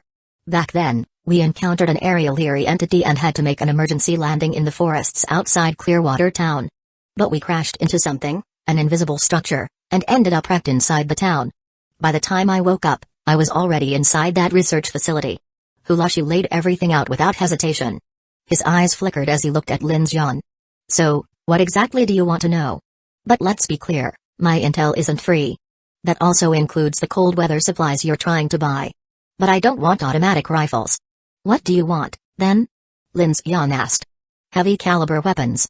The 1130 close-in weapon system, an electric Gatling gun, and the power armor you're wearing. Lin Xian laughed outright. You think a single piece of intel is worth all that? Robbery much? Kiki stepped forward, ready to grab Hulashu by the collar. Hulashu immediately scooted his chair backward, waving his hands frantically. No, no, no. I'm just saying those are the only things I'd accept for trade. I don't mean I want all of them. The Gatling gun is doable. The rest? Forget it. Not even close to being worth that much. Lin Xian saw right through Hulashu's probing tactics. There was no way he'd actually trade away the 1130 close-in weapon systems, though he could tell Hulashu was eyeing it greedily. In reality, Hulashu already knew the only thing he could realistically get was the Gatling gun, but he still pretended to go big just to negotiate. Are you serious? Hulashu's eyes lit up. A high-powered weapon like this would greatly boost his convoy's firepower. Most C-class eerie entities wouldn't be able to withstand it. Yes. I'll trade you 1 for your intel, and 3 more for 30 sets of cold weather gear. That includes Federation standard thermal suits, body heat regulators, thick blankets, snow goggles, and snow boots. Plus, I'll throw in 6,000 rounds of ammunition. Deal? Hulashu and Sun Chang were stunned speechless. 4 Gatling guns? That was an insane amount of firepower, equivalent to a heavy weapons platoon. Hulashu's heart pounded, and he exhaled sharply in excitement. You have that many Gatlings? Take it or leave it. No more talking. Deal. Hulashu agreed immediately. Good. Start talking. Lin Xian leaned back in his chair and gestured for him to begin. Wait. Talk about what? Hulashu suddenly froze. An autumn breeze blew past as he turned to look at Lin Xian. Bro. You haven't handed over the weapons yet. You're not planning to do this on credit, are you? He glanced around. Lin Xian had arrived on a single motorcycle. He didn't exactly look like he was carrying 4 Gatling guns. Kiki, standing beside Lin Xian, made no move to bring out the goods either. The two of them just sat there, staring at him like they were about to dine and dash. Good grief. They were straight up playing him. Hulashu's face darkened instantly. You screwing with me? Lin Xian exhaled, then suddenly raised his hand. The instant he did, Hulashu flinched, and at the same time, several hidden gunmen in the shadows emerged with weapons drawn. At that moment, Sun Chang suddenly lunged forward, her mechanical arm crackling with electricity. Bzzzt. Kiki moved first. With a shockwave, she blasted the armed men backward and snatched their guns in one swift motion. At the same time, she reached out with her left hand and grabbed Sun Chang midair. But Sun Chang was ridiculously strong. Her mechanical arm's elbow suddenly ignited, using jet propulsion to break free from Kiki's grip, before launching a punch straight at her. Bang! However, a massive, iron gate suddenly materialized between them. Sun Chang's punch slammed into it, denting the metal heavily, but Kiki, standing behind it, was completely unharmed. Stop! Just as Sun Chang prepared to attack again, Hulashu shouted at her to stand down. His gaze shifted. Lin Xian hadn't attacked him. Instead, Lin Xian's right hand had formed an iron wall to protect Kiki, while his left hand hovered over a floating holographic interface, from which countless materials poured out, rapidly assembling a fully functional Roar K-23 electric Gatling gun right before their eyes. Clang! With a hiss of heat, the freshly built Gatling gun landed directly in front of Hulashu. His expression went from shock to awe, then to horror, before finally settling into a look of utter realization. This. Lin Xian's eyes flashed. You wanted a Gatling, didn't you? Give me 20 minutes. Since he had already prepared the materials in advance, his manufacturing speed was now lightning fast. Within minutes, 4 brand new Gatling guns were neatly placed in front of Hulashu. Sun Chang was in complete disbelief. What kind of ability is this? You can create weapons out of thin air? Lin Xian glanced at her mechanical arm before replying casually, your mechanical arm isn't bad. Give me some time, and I can make you one too. Chapter 239, The Sword of Damocles Clank. Hulashu slumped into his chair. He turned to look at his truck, then back at the Gatling guns in front of him. Before he could even say a word, Lin Xian spoke first. No need to guess. That batch of Xingguo 26 fully automatic tactical rifles I sold you? I made them myself. I didn't loot a military armory, because I am the armory. Holy shit. Hulashu's jaw dropped. His face was filled with utter shock as he stared at Lin Xian. Your ability is insane. It's alright. Lin Xian's expression darkened. He wasn't in the mood for jokes. Alright, your weapons are here. Now talk. Hulashu's gaze shifted, his expression a mix of hesitation, calculation, and disbelief. After a moment of contemplation, he waved Sun Chang over. The two of them stepped forward together. Alright, fine. Honestly, I don't know much. When I was locked up in that research facility, I went through the same thing you saw. I was forced into the Mad Hatter's game. Only Sun Chang and I survived that round. For the first time, Hulashu's usual sly and shrewd demeanor faded, replaced by a grim look. So, after getting supplies, you two joined forces and started a convoy? Kiki asked. Yeah. Hulashu's tone showed clear discomfort when mentioning his time in that facility. At the time, I thought I was dead for sure. But when I won, they actually gave us a ton of supplies. He turned to Lin Xian, his gaze suddenly serious. At first, we were imprisoned in the facility. There were a lot of survivors there. From what I know, not everyone was subjected to the same experiments as us. That research lab was twisted, but their studies were highly advanced. Abilities, eerie entities, human eerie's, dark invasions, their knowledge seemed far beyond even the Federation's underground research labs. We all had the same suspicion. Hulashu's expression turned dead serious. They've been studying the darkness for at least 10 years. Lin Xian and Kiki's expressions hardened. This aligned with what Ding Junyi had told Lin Xian inside the lab. But hearing it confirmed from Hulashu made it even more unsettling. That's impossible. The apocalypse started less than 6 months ago. How could they have been studying it for 10 years? Hulashu shrugged, forcing a bitter smile. No idea. We're just speculating. But a facility that massive, and yet completely unknown to the Federation's system. That alone is highly suspicious. Why is that strange? Kiki asked. Hulashu's expression grew even more serious. Our cloud-soaring ship was a military vessel. We had top-level airspace clearance under the Federation, but we collided with an invisible sky dome above that facility. A base that size, and yet it doesn't exist in our Federation system. You're telling me they built it in 3 months? Lin Xian fell into silence. He had asked Hua Zieling about this before. She had told him that the research facility was once a military project co-developed with the Federation. Something had always felt off about it. Now that Hulashu pointed it out, it finally clicked. The wreckage of the Dragon-class transport ship seemed highly suspicious. A Federation vessel should have known about any collaborating research bases in the area. But now, it was clear, Special Item Investigation Department Foundation wasn't working with the Federation or Phoenix Society at all. As for this Danmeng woman you're asking about, I don't know her. What about her? Hulashu asked. She was placed inside a submersible, sent down into Shijiu Lake as part of an experiment. Also, as far as I know, she was an ability user. Kiki said.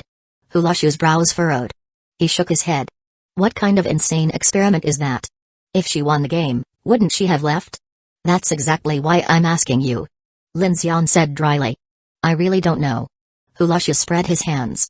Honestly, the fact that we were even allowed to leave was shocking to me. Maybe they saw some other value in her. I mean, she had abilities, right? Maybe she was useful to them. Or maybe she was just good-looking, haha. Lin Xian's eyes narrowed. Now that he thought about it, that Danmeng woman was indeed attractive. She had an elegant aura, plus a flight-based ability, which could be extremely valuable. That's all you got? That's all. Hulashu confirmed. I've told you everything I know. His gaze sharpened as he looked at Lin Xian. I understand now why they wanted you. Brother, with an ability like yours, you're a major asset. Honestly, you probably learned more than I did while inside that facility. Did any of this actually help you? Lin Xian stood up. Not really. Get my supplies ready. Deliver them to the freight platform. Hulashu panicked slightly as he saw Lin Xian getting up. Hey, wait. 4 Gatling guns, you better not back out on me. A deal is a deal. We Dragon Nation folk don't screw each other over. Relax. It's all yours. If we cross paths again, we can talk business. Lin Xian and Kiki turned to leave. Wait. Hulashu suddenly called out to Lin Xian. Hold up.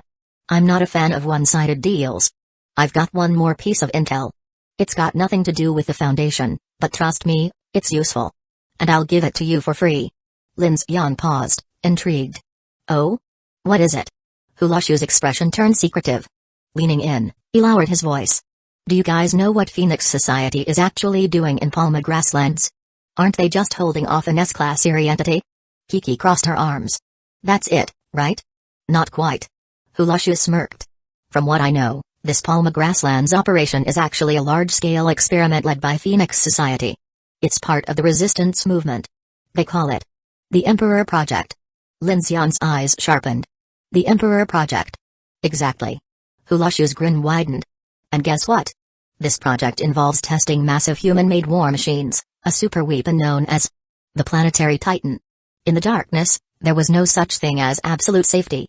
And with the dark mark on him, Lin Xian was forced to make a crucial decision. Once someone was marked, they couldn't just keep running. If they didn't decisively deal with the eerie entities they could handle, the mark would become a Damocles sword hanging over the infinite train, constantly stacking up, increasing the risk of annihilation. No one could predict whether surviving one night meant the next area wouldn't bring forth some terrifying, unknown existence because of the mark. When should they flee? When should they fight? If they could decipher this pattern of darkness, perhaps the infinite train could continue securing peaceful nights, like when they left Rain Town, while reaping great rewards.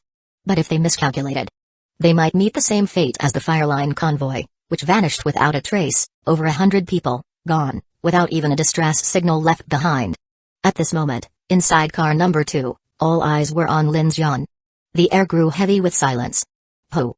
Lin Xian exhaled lightly, breaking the quiet. I've made my decision. We take the northern route, pass through Zilin, bypass Abyss Zone number 5, and enter Quancheng via the western Gobi. The northern route? Is it because of the Phoenix organization? Chen Sixuan immediately understood his reasoning. That's part of it. Lin Xian nodded and said seriously, first, Zilin is the closest Phoenix outpost to us. Aside from dealing with the Dark Mark, we also need to trade for supplies. I have a strong feeling that the Nighttalkers from Parma Grasslands are heading towards Zilin, so if we can establish contact, we might gain critical intelligence on abilities and eerie blood crystals. But there was another reason. Lin Xian was deeply intrigued by Hulashu's so-called Emperor Project. A superhuman war machine? Even now, he could feel his mechanical heart pulsating with excitement. And the logic behind it was sound. While humanity relied on abilities to fight back, their core survival strategy had to be industrial technology. Mass-producing mechs and drones was the most practical approach, so it was no surprise that the Phoenix organization was developing such a plan. Thus, Lin Xian had deliberately chosen a less safe route. He wasn't just seeking the Phoenix organization, he was actively looking to engage with the pinnacle of human technological warfare. Even Hua Zieling had once told him, artificial intelligence and advanced technology are the last remaining will of human civilization. And after acquiring the Fire God mech, Lin Xian believed in this more than ever. Ability research was uncharted territory. Genetic evolution was still in its infancy. But mechanical engineering? That was humanity's strongest and most promising weapon. Woshasha clapped her hands in excitement. I heard there are a ton of uninhabited zones up north. Looks like we're in for a long adventure. Shukin, who had already scouted the northern exit, reported, the railway out of the city is clear, though zombies are heavily concentrated in that area. But once we get past the outskirts, the terrain opens up. Chen Sixuan nodded. We have enough supplies, so even if we hit a blizzard, we'll be fine. She pulled out the travel log and listed their current stock. We've gathered all the cold weather gear we need. At 2 meals per day, our food will last at least 42 days. Plus, we now have a medical pod. Clothing, snow goggles, thermal gear, gloves, masks, protective eyewear, along with hygiene supplies like soap, shampoo, sanitary pads, toothbrushes, and toothpaste. We've gathered quite a bit from Hengshan Pass and the research facility. Even recreational items like poker cards, books, and music players. Honestly, we've got pretty much everything we need. Lin Xian raised an eyebrow in surprise. Damn, looks like everyone really covered all the bases. What about water? Ding Junyi suddenly spoke up. Kiki looked puzzled. We have water recycling and purification system on board. Do we really need to stockpile more? Lin Xian turned to Ding Junyi. Director Ding, do you foresee a problem? Ding Junyi adjusted her glasses and explained, I've been monitoring reports on the extreme cold vortex. This blizzard is unlike anything we've ever encountered. There are 3 major concerns. First, deep snow. Some areas already have over 1.2 meters of accumulation, and with the blizzard intensifying, entire convoys are being buried. Aside from tracked vehicles and our rail-based train, most routes will soon be impassable. Even though we have the icebreaker shield, the road conditions and snow depth mean we won't be able to travel quickly. Second, unknown life forms within the blizzard. Survivors are calling them snow wraiths, but no one knows what they actually are or how dangerous they might be. We need to stay on high alert. Third, dark contaminated snowmelt. Blackened snow is considered polluted. Even though we have water purifiers, survivor radio reports suggest this contamination is worse than the snow disaster at Danzō Plateau. I strongly recommend stocking up on additional bottled water in case we lose access to fresh sources. Her analysis made everyone's expressions grow serious. Chen Sixuan nodded solemnly. She's right. I've had the same bad feeling. This blizzard might be worse than we think. Agreed. Lin Xian pondered for a moment. Let's store extra drinking water, fill the water tanks, and ration our daily consumption accordingly. At -40 degrees Celsius, heating would be a critical issue. If the nuclear-powered locomotive failed, Lin Xian's mechanical heart alone couldn't sustain 14 train cars for more than an hour. Full train heating would also increase water loss, making drinking and sanitation water a high-demand resource. Alright, let's proceed as planned. Lin Xian checked his watch. We need to move fast. We could be facing another major battle tonight. Chenji, Shukin, you handle the preparations. Kiki, pick a few people to test the mech synchronization coefficients and run some drills. I need to finish assembling the electromagnetic railgun and stockpile more ammo. Got it. Understood. Everyone sprang into action, feeling the storm brewing on the horizon. Even under the bright daylight, the freight yard camp held little warmth. The biting winds howled through Hangshan Pass, and within a single night, temperatures had dropped several more degrees. The crew of the Infinite Train had already donned thick winter gear. Lin Xian focused on assembling the G3 electromagnetic railgun's extreme energy capacitor while also reinforcing the train seals to retain heat. Ammunition was another concern. Between the 1,130 close-in weapon systems, Fire God mech, and multiple Roar K-23 electric Gatling guns, they were consuming bullets at an alarming rate. Just thinking about it made Lin Xian feel the immense burden on his shoulders. With tasks assigned, he wasted no time and immediately began working inside car number 2. Though his stamina had only recovered by 40%, there was no time for rest. No one knew what horrors the night might bring. Clank. Clank. In the manufacturing plant and disassembly center, materials flew out in rapid succession. As Mechanical Heart processed the blueprints, intricate circuits and components were printed with precision, gradually forming a large capacity energy capacitor. The unit was bulky, filled with high-voltage wiring, and required substantial materials. Lin Xian even had to install isolation shielding inside car number 2 to block ionizing radiation, especially since Kiki and Shasha live there. Though the electromagnetic railgun was a power-hungry beast, the Infinite Train's nuclear engine could handle it. But Lin Xian was already considering backup power solutions. I thought we solved the energy issue after leaving Underground City number 9. But now I'm not so sure. If the nuclear engine failed, Lin Xian's mechanical heart alone couldn't sustain everything. Traction, electric blades, heating, weapons, and the water system had become exponentially more complex. We need a secondary power system. As he built the extreme energy capacitor, he also began manufacturing bullets, pushing himself to multitask. The glowing blueprints hovered before him as Mechanical Heart worked overtime. At last, ding. G3 electromagnetic railgun extreme energy capacitor, complete. Lin Xian's eyes gleamed with excitement. Finally. No way. Kiki planted her hands on her hips, tilting her chin up proudly. Chenji, you're seriously underestimating me. I'm a genius, you know, I obviously tested it first. She raised 3 fingers in front of Chen Sixuan and wiggled them smugly. I got a level 3 unified control coefficient rating. How about that? Pretty impressive, huh? Chen Sixuan's almond-shaped eyes widened in surprise. That's strong? What does level 3 even mean? In simple terms, it measures compatibility and responsiveness. A mecha is still a machine, it's not as naturally agile as we are. The bigger the mecha, the harder it is to control since it has complex integrated systems. Just one leg alone has multiple engine modules. Achieving precise control requires a high degree of neural synchronization. For example, some people are born with poor spatial awareness or weak motor skills, they wouldn't even be able to drive a car properly, let alone pilot a mecha. Kiki explained confidently. Chen Sixuan nodded. She didn't have a strong grasp of mecha technology, but she could still recognize Kiki's natural talent. Kiki Chen Sixuan glanced at the massive mecha in the distance and asked, "So does that mean you'll be the one piloting it from now on?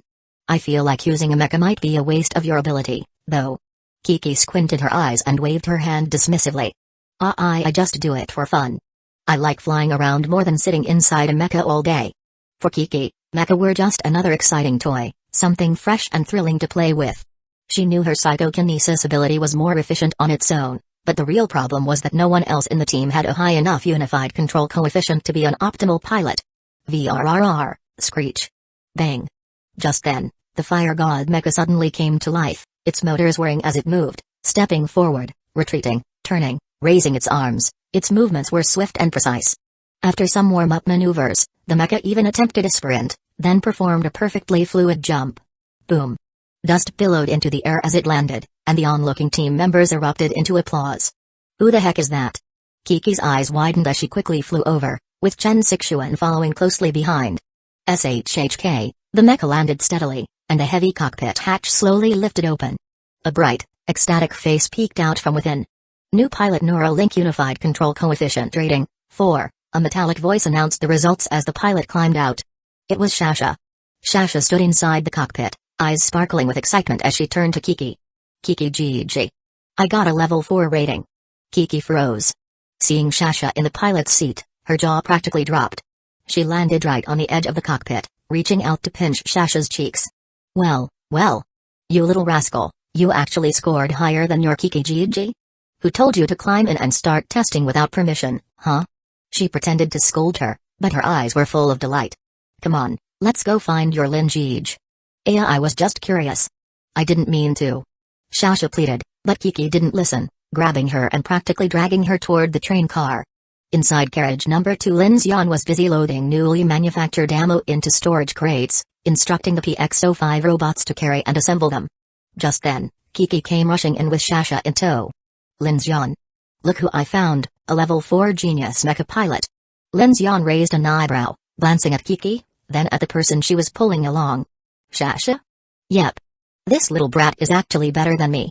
Kiki huffed. Lin Xian looked at Shasha. She peeked at him shyly, then quickly averted her gaze, letting out a giggle. This fire god mecha belongs to the heavy mecha classification. If she scored a level 4 rating on the test, that's definitely in the genius tier. Shasha was only 12 years old, and she hadn't even received formal mecha training. The fact that she could achieve such a high unified control coefficient at her age spoke volumes about her talent. Exactly. So why not let her pilot it? Kiki suggested immediately. Lin Xian glanced at Kiki thoughtfully, then turned to Shasha. "Shasha, do you want to pilot the mecha?" "Me? I'm fine with anything, I'll do whatever Lin Gij decides." Shasha replied obediently, looking up at him. Lin Xian nodded. "It's possible. But isn't she a little too young?" "Too young? Says who?" Kiki protested. "She's clearly better than everyone else at piloting. I'm only level 3. Yuan and Blue Chang are just level 1 or 2. Shasha is obviously the most suitable pilot." She crossed her arms. "You never thought she was too young when she was running around blasting zombies with a grenade launcher?" Shasha hadn't expected Kiki to be so passionate about this and quickly tugged her hand. "Kiki GG, I'm not a kid anymore." Lin Xian smirked. He understood Kiki's real motive completely. She just wanted Shasha inside a heavily armored mecha so she'd be safer in battle. He could see right through her protective instincts. But he didn't call her out on it. Since Shasha had an exceptionally high unified control coefficient, it was only logical for her to pilot the mecha. In fact, Lin Xian had already been considering it. Shasha was small, agile, and highly skilled with weapons. Having her pilot from the rear for fire support was much safer than letting her run around carrying a grenade launcher on foot. "Alright. Shasha will pilot the mecha." Lin Xian made his decision. "Shasha, spend the rest of the day getting familiar with the controls. Before nightfall, I'll have the fire god mecha fully rearmed." "Really? Yay." Shasha's eyes lit up, and she jumped up in excitement. "Good choice." Kiki nodded in satisfaction and winked at Lin Xian. Then, grabbing Shasha's arm, she led her off to start mecha training. Halfway there, Kiki suddenly stopped and turned back. "Wait, since you piloted one last night, What's your unified control coefficient? Level 5. Lin Xian replied without looking up, calmly sorting the electromagnetic cannon's wiring. Kiki blinked. Her brain short-circuited for a moment. Lin Xian looked up at her and said matter-of-factly, "Did you forget my mechanical ability? To me, mecha are like wearing clothes. If they aren't responsive enough, it's not my problem. It's a flaw in their power system, drive mechanisms, or materials." Unified control coefficiency was one of the hardest challenges in military mecha technology. Finding an elite pilot was just as difficult as recruiting a hypersonic jet fighter pilot. Even though mecha I had been continuously improved, robots still couldn't replace human intuition and skill. On the battlefield, efficiency in mechanized combat is crucial, especially for heavily armed, large-scale mechas, which need to process multi-situational awareness and handle extreme complexity in real-time engagements. For this reason, Level 4 and Level 5 mecha pilots are considered priceless assets to the Starfleet. But this long-standing challenge in mecha piloting was essentially non-existent for Lin Xian.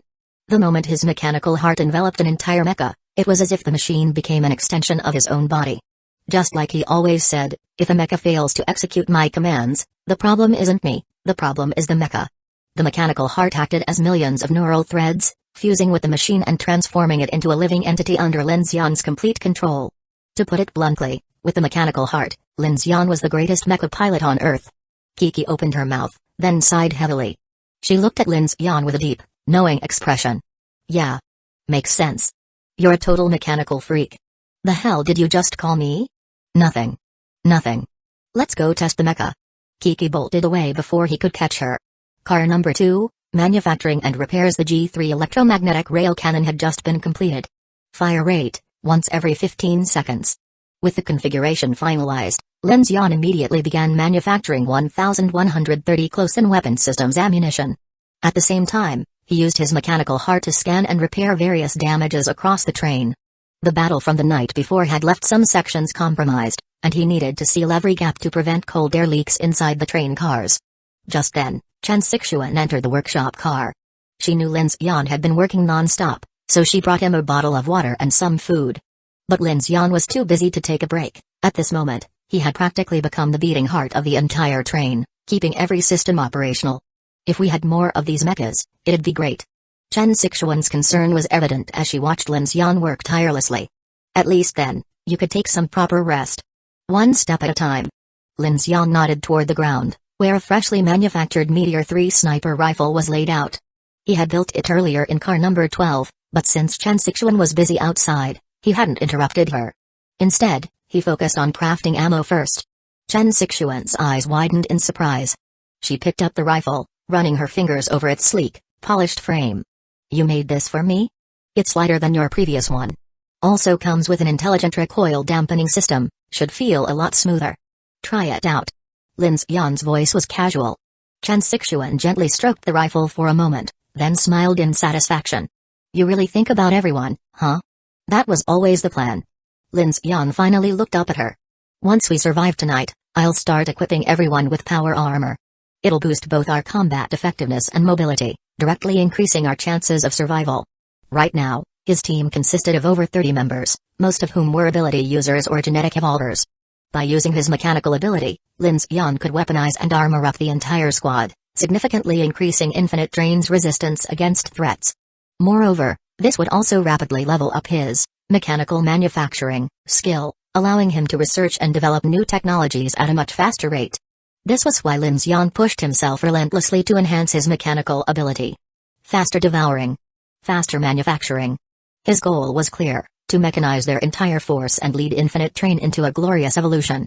Mechanical manufacturing progress, current level, 3, 960 out of 1000 DXP, significant gains from manufacturing, extreme energy capacitors, automatic rifles and Gatling guns for Hulashu, Meteor 3 sniper rifle, massive ammo production. At this rate, he'd hit level 4 before nightfall. Ongoing mechanical enhancements, wind cannon, mechanical amplification, upgrade progress, 12:44 and 22 seconds remaining. Research Center, TRP-4 Industrial Active Exoskeleton, Blueprint, 13 days 4 hours. Once I hit level 4, the research center should become much faster. The wind cannon needs an upgrade too. Lin Xian glanced at the time, 4:50 p.m., only 1 hour left before nightfall.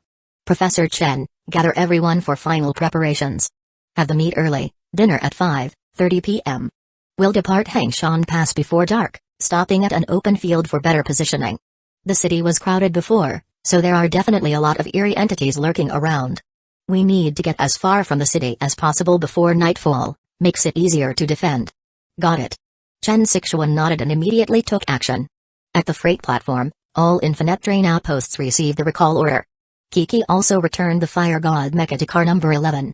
Lin Xian watched as Kiki lifted the massive mecha with telekinesis, carefully guiding it back inside the carriage. He was already thinking about how to store it more efficiently. Kiki had suggested an ingenious solution, using the Starfleet's rail mecha deployment carriage system. These specialized train cars were designed specifically for mecha transport. Walls and floors could unfold for deployment. Mechas would hang inside designated docking slots. A narrow walkway ran through the center for pilot access. It came with built-in power systems for charging and maintenance. It was the perfect storage solution, but Kiki only had photos of it. Even if he had the blueprints, Lin Xian couldn't fabricate an entire train carriage from scratch. At least not yet. Unless he captured an existing one, he'd have to wait a long time before he could implement such a system. Mechanical manufacturing, level up, after rapid-fire crafting hundreds of rounds, bombs, and spare magazines, ding. Congratulations. Mechanical manufacturing has reached level 4, manufacturing scale and efficiency greatly increased. The instant the notification popped up, Lin Xian felt the change, his manufacturing flow became noticeably smoother, his speed doubled, and his resource consumption skyrocketed. He immediately checked the research center, his eyes widened in shock. Updated research center progress, TRP-4 Industrial Active Exoskeleton, Blueprint, remaining time, 3 days 16 hours, originally 13 days, holy shit. From 13 days to 3 days? This is what I call a manufacturing revolution. The increased level in mechanical manufacturing directly boosted both his efficiency and blueprint research speed. This was critical for the train's technological upgrades. Now, he could finally start crafting the Mk-66 rolling arm missile launcher from the Dragon-class transport ship scans. And after that, it was time to mass-produce missiles as the train's ultimate trump card. Let's see what this new power armor can do. Time for Infinite Train's first wave of mechanical evolution. Chapter 240, Joint Shelter Few. After finishing the last batch of bullets, Lin Xian felt it was about time. He stood up and stretched his muscles a little. This batch of ammunition was at least enough for the 1,130 to fire a full cycle, and for the convoy members, their magazines could last about 4 or 5 rounds. All the ammo consumption falls on me to replenish. My 2 hands are getting tied up. Lin Xian sighed, looking at the massive pile of bullets before him. The materials he had stored in the disassembly center had been significantly depleted. If only I could build a bullet factory on the train. The thought had just surfaced in his mind before he quickly dismissed it. Bullets might seem simple, but different calibers and manufacturing processes involved intricate production flows. It wasn't something that could be handled with just 1 or 2 machines. Multiple production lines would be needed just for making bullets, which wasn't an ideal development model. It would be better to invest in electromagnetic cannons or energy weapons in the future, those might be more reliable. Whoa. With the entire train fully prepped and the ammunition stocked, Lin Xian walked to the front cockpit and began starting up the train. At the same time, he spoke into the communicator, "Attention, everyone. This time, we're dealing with a level 3 dark mark. Once night falls, there's a high probability we'll face the same kind of eerie siege we encountered in Shizu City and Rain Town. There's also a chance we'll run into large class eerie entities. Be mentally prepared." The Infinite Train advanced towards the northern route. After speaking, Lin Xian sat in the driver's seat, picked up the food Chen Sixuan had given him, and started eating. He needed to rest and regain some energy in preparation for what awaited them after nightfall. As the Infinite Train entered the northern track, it accelerated forward. The golden glow of the setting sun bathed the dead, abandoned city in a soft light, casting elongated shadows of buildings that swept continuously across the train cars.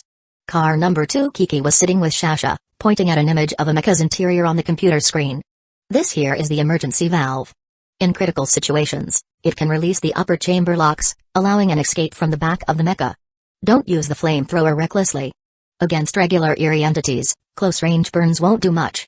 If one gets too close, focus on creating distance instead. Got it, Kiki-ji? You got shit. Pay attention and remember this properly. Car number 5. Inside car number 5, Luo Yi, Shu Qin, and Lu Chang were loading their firearms. The machine guns won't last long. We need to stagger our firepower while reloading to maintain continuous suppression.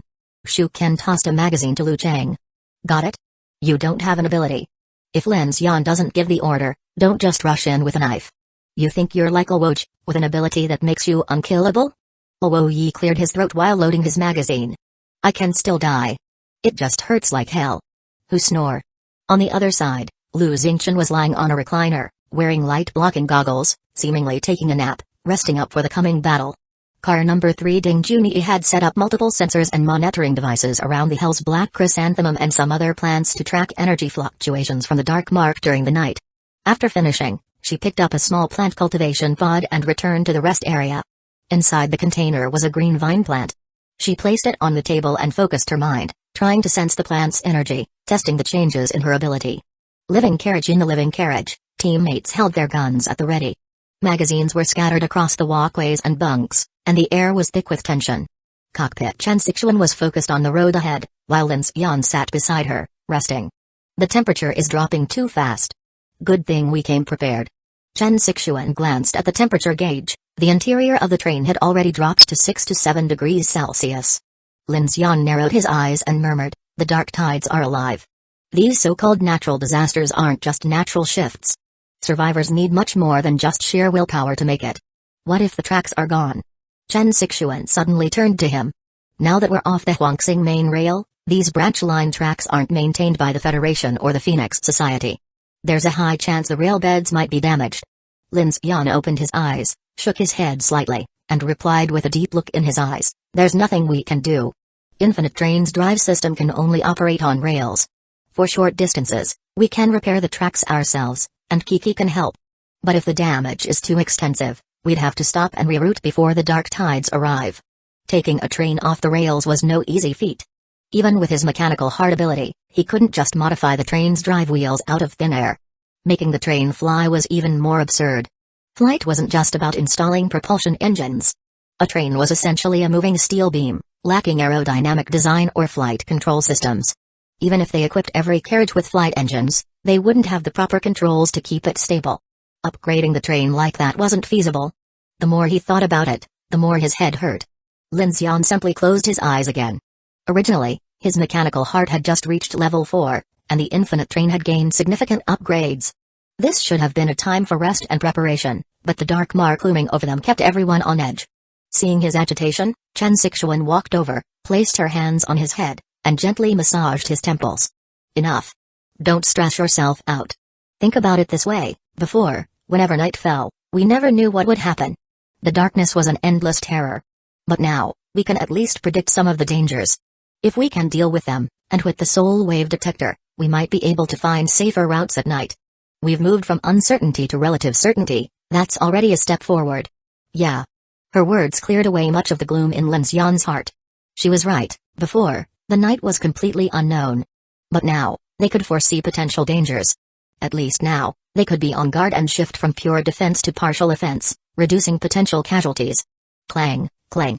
The train slowly exited the main city, passing by Hengshan Pass's industrial zone and moving towards the suburbs.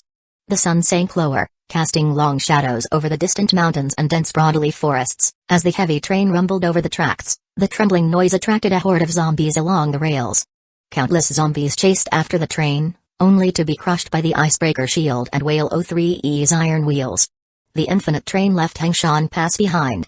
Just as they reached the outskirts, Chen Xiquan suddenly noticed a large cluster of survivor vehicles, over 100, parked in an open clearing ahead. Among them were large trucks, even modified bus-sized mobile living vehicles. At the forefront, a heavily armored all-terrain polar truck stood out. It seemed to belong to the convoy leader, Lin Xian. Chen Xiquan gave a heads-up. Lin Xian had already noticed. Among the crowd, he spotted familiar vehicles and faces, including Liao Ming, who had warned him about Hulushu and Clearwater Town's Dragon-class transport ship. It seemed these people had been waiting for him. Although taking the eastern route is also within the coverage of the extreme cold vortex, there are many survivors traveling in this direction. With several major cities along the way and well-developed transportation routes, the chances of survival are relatively higher. The more cautious convoys choose to detour around Abyss Zone Number 7 via the southern route. As for the northern route, unless using tracked vehicles or rail-mounted transports, it's rarely taken anymore. Once past Yuan Pass, the journey gradually enters the Parma grasslands. The northern railway runs along the Yunjiang Mountains, all the way to Zilan City. Besides, This insect tide also sounds like a major problem. We're not heading directly into the grasslands. Liao Ming said. We'll detour west of the Yunjiang Mountains, cross the Danzō Snow Mountains, and exit into Xilan City on the Yunjiang Plains. There, we'll rendezvous with the Northern Wind Survivor Alliance, and then proceed together to Xilan City. At this moment, Lin Xian understood their plan. They were trying to find Phoenix, then join forces to push northward in pursuit of the Dawn Center. But that wasn't what surprised him. It looks like you were waiting for me. How did you know I'd come this way? Well. Liao Ming looked a bit embarrassed. Hulusha sold us the information. Sold? Chen Sixuan frowned. Yeah, he charged us one eerie blood crystal for it. Lin Xian was speechless. That guy who was truly something, actually selling his travel route as intelligence and even charging a blood crystal for it. Damn it. This guy never missed a chance to squeeze profit from others. Then why not wait until daylight to leave Yuan Pass? Lin Xian asked directly. Last night, a massive eerie entity outbreak hit the city. Several large convoys were completely wiped out. No one dares to stay in Hangshan Pass tonight. Liao Ming said bluntly, spreading his hands. Actually, we wanted to leave during the day, but we ran out of ammo while escaping last night. To be safe, we went to Fortune Longevity Convoy to stock up on supplies. That's how we found out you were taking the northern route out of the city. After discussing it, we decided to warn you about the danger and also propose joining forces. Even if we can't break through, we can set up camp together and wait until dawn before moving again. Lin Xian scanned the group. He could already tell, the Eagle convoy had run into no ordinary insect tide. A convoy of over 100 people had barely escaped after consuming a huge amount of ammunition. They had even suffered casualties. Now, they were stuck. The city was overrun with eerie entities, nearly wiping out every convoy there. Even Lin Xian and his group had barely escaped. No one dared to bet on whether another outbreak would happen tonight. These three convoys were caught in a deadlock. Liao Ming and Hulusha both knew the firepower of Lin Xian's infinite train, so when they got this intelligence, the three convoys made a collective decision to wait for the infinite train to arrive, hoping to travel together. If escaping wasn't an option, they could at least camp together for a better chance of survival. Lin Xian and Chen Sixuan exchanged serious looks. Checking the time, it was almost 18:00, less than an hour until nightfall. Lin Xian pressed his earpiece, lowering his voice. Director Ding, what's the situation? When he got off the train, he had already opened the internal comms channel. Inside car number 3, Shu Ken and the others were listening to Wu Zhenhai, Liao Ming, Luo Yang, and Liang Lei report the situation. Standing inside car number 3, Ding Junyi observed the Hell's Black Chrysanthemum for any abnormal changes. Hearing Lin Xian's question, she immediately responded. The dark mark is stable at level 3. That means one of two things, either these three convoys don't have a mark, or their marks don't exceed level 3, making them equal to ours. I lean toward the second option. Lin Xian spoke into the earpiece. These convoys just survived a battle, they were bound to have some level of dark mark. There was no way they had none at all. But since their marks didn't exceed level 3, theoretically, they wouldn't be attracting any greater danger. Lin Xian, what do you think? Chen Sixuan scanned the group before quietly asking him. They're right to be concerned. We really can't stay in the city tonight. The mark bait level at Hangshan Pass Station definitely exceeded level 3. The resulting devastation was catastrophic. Over 10 convoys, including the Night Phantom, were wiped out overnight. Not a single survivor. If it weren't for Director Ding and Hell's Black Chrysanthemum, even the Infinite Train wouldn't have escaped so easily. But the problem is, no matter what happens inside or outside the city, we already have a level 3 dark mark ourselves. Chen Sixuan muttered. Brother. A deep voice interrupted. Eagle Convoy's leader, Wu Zhenhai, stepped forward, speaking candidly. I know what you're worried about. You have a large convoy. We may be saying we're joining forces, but let's be real, we just want your heavy firepower for protection. I won't beat around the bush. Your ammo isn't free. We're all just trying to survive.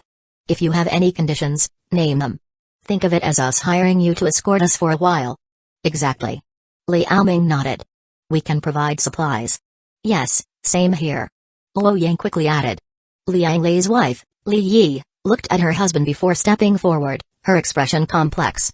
Our convoy is short on resources, but we have this. She reached inside her bulletproof vest, pulling out a small, old pouch strapped to her waist. When she opened it, several eerie blood crystals lay inside. If you're worried about the predator effect, I can guarantee, aside from last night's black centipedes, our convoy hasn't faced any major eerie entity attacks the past 2 nights in Hangshan Pass. Wu Zhenhai pounded his chest. Lin Xian scanned their faces, his expression shifting slightly before he spoke. To be honest, I appreciate the intelligence about the insectide, and I don't mind teaming up to escape. But the problem is, our trouble might be even bigger than yours. Bigger than ours? What do you mean? Liao Ming was confused. Lin Xian gestured toward the train. Once night falls, our convoy will most likely be attacked by a massive wave of eerie entities. You all know we were at Hengshan Pass Station last night. We already went through this once. Tonight, we might go through it again. So if we join forces, it might look like mutual benefit, but in reality, we might just bring disaster upon you. Hearing Lin Xian's words, the convoy leaders exchanged grim looks. Liao Ming's face paled. Are you saying you're already marked by a ton of eerie entities? Lin Xian nodded. Checking his watch, he added, night is falling soon. We have to leave the city immediately. If you want to follow us, I won't stop you, but I need to make the risks clear. In an emergency, I might not be able to help much. We'll be taking the rail tracks. If things go south, we'll just accelerate and escape. You won't be able to keep up.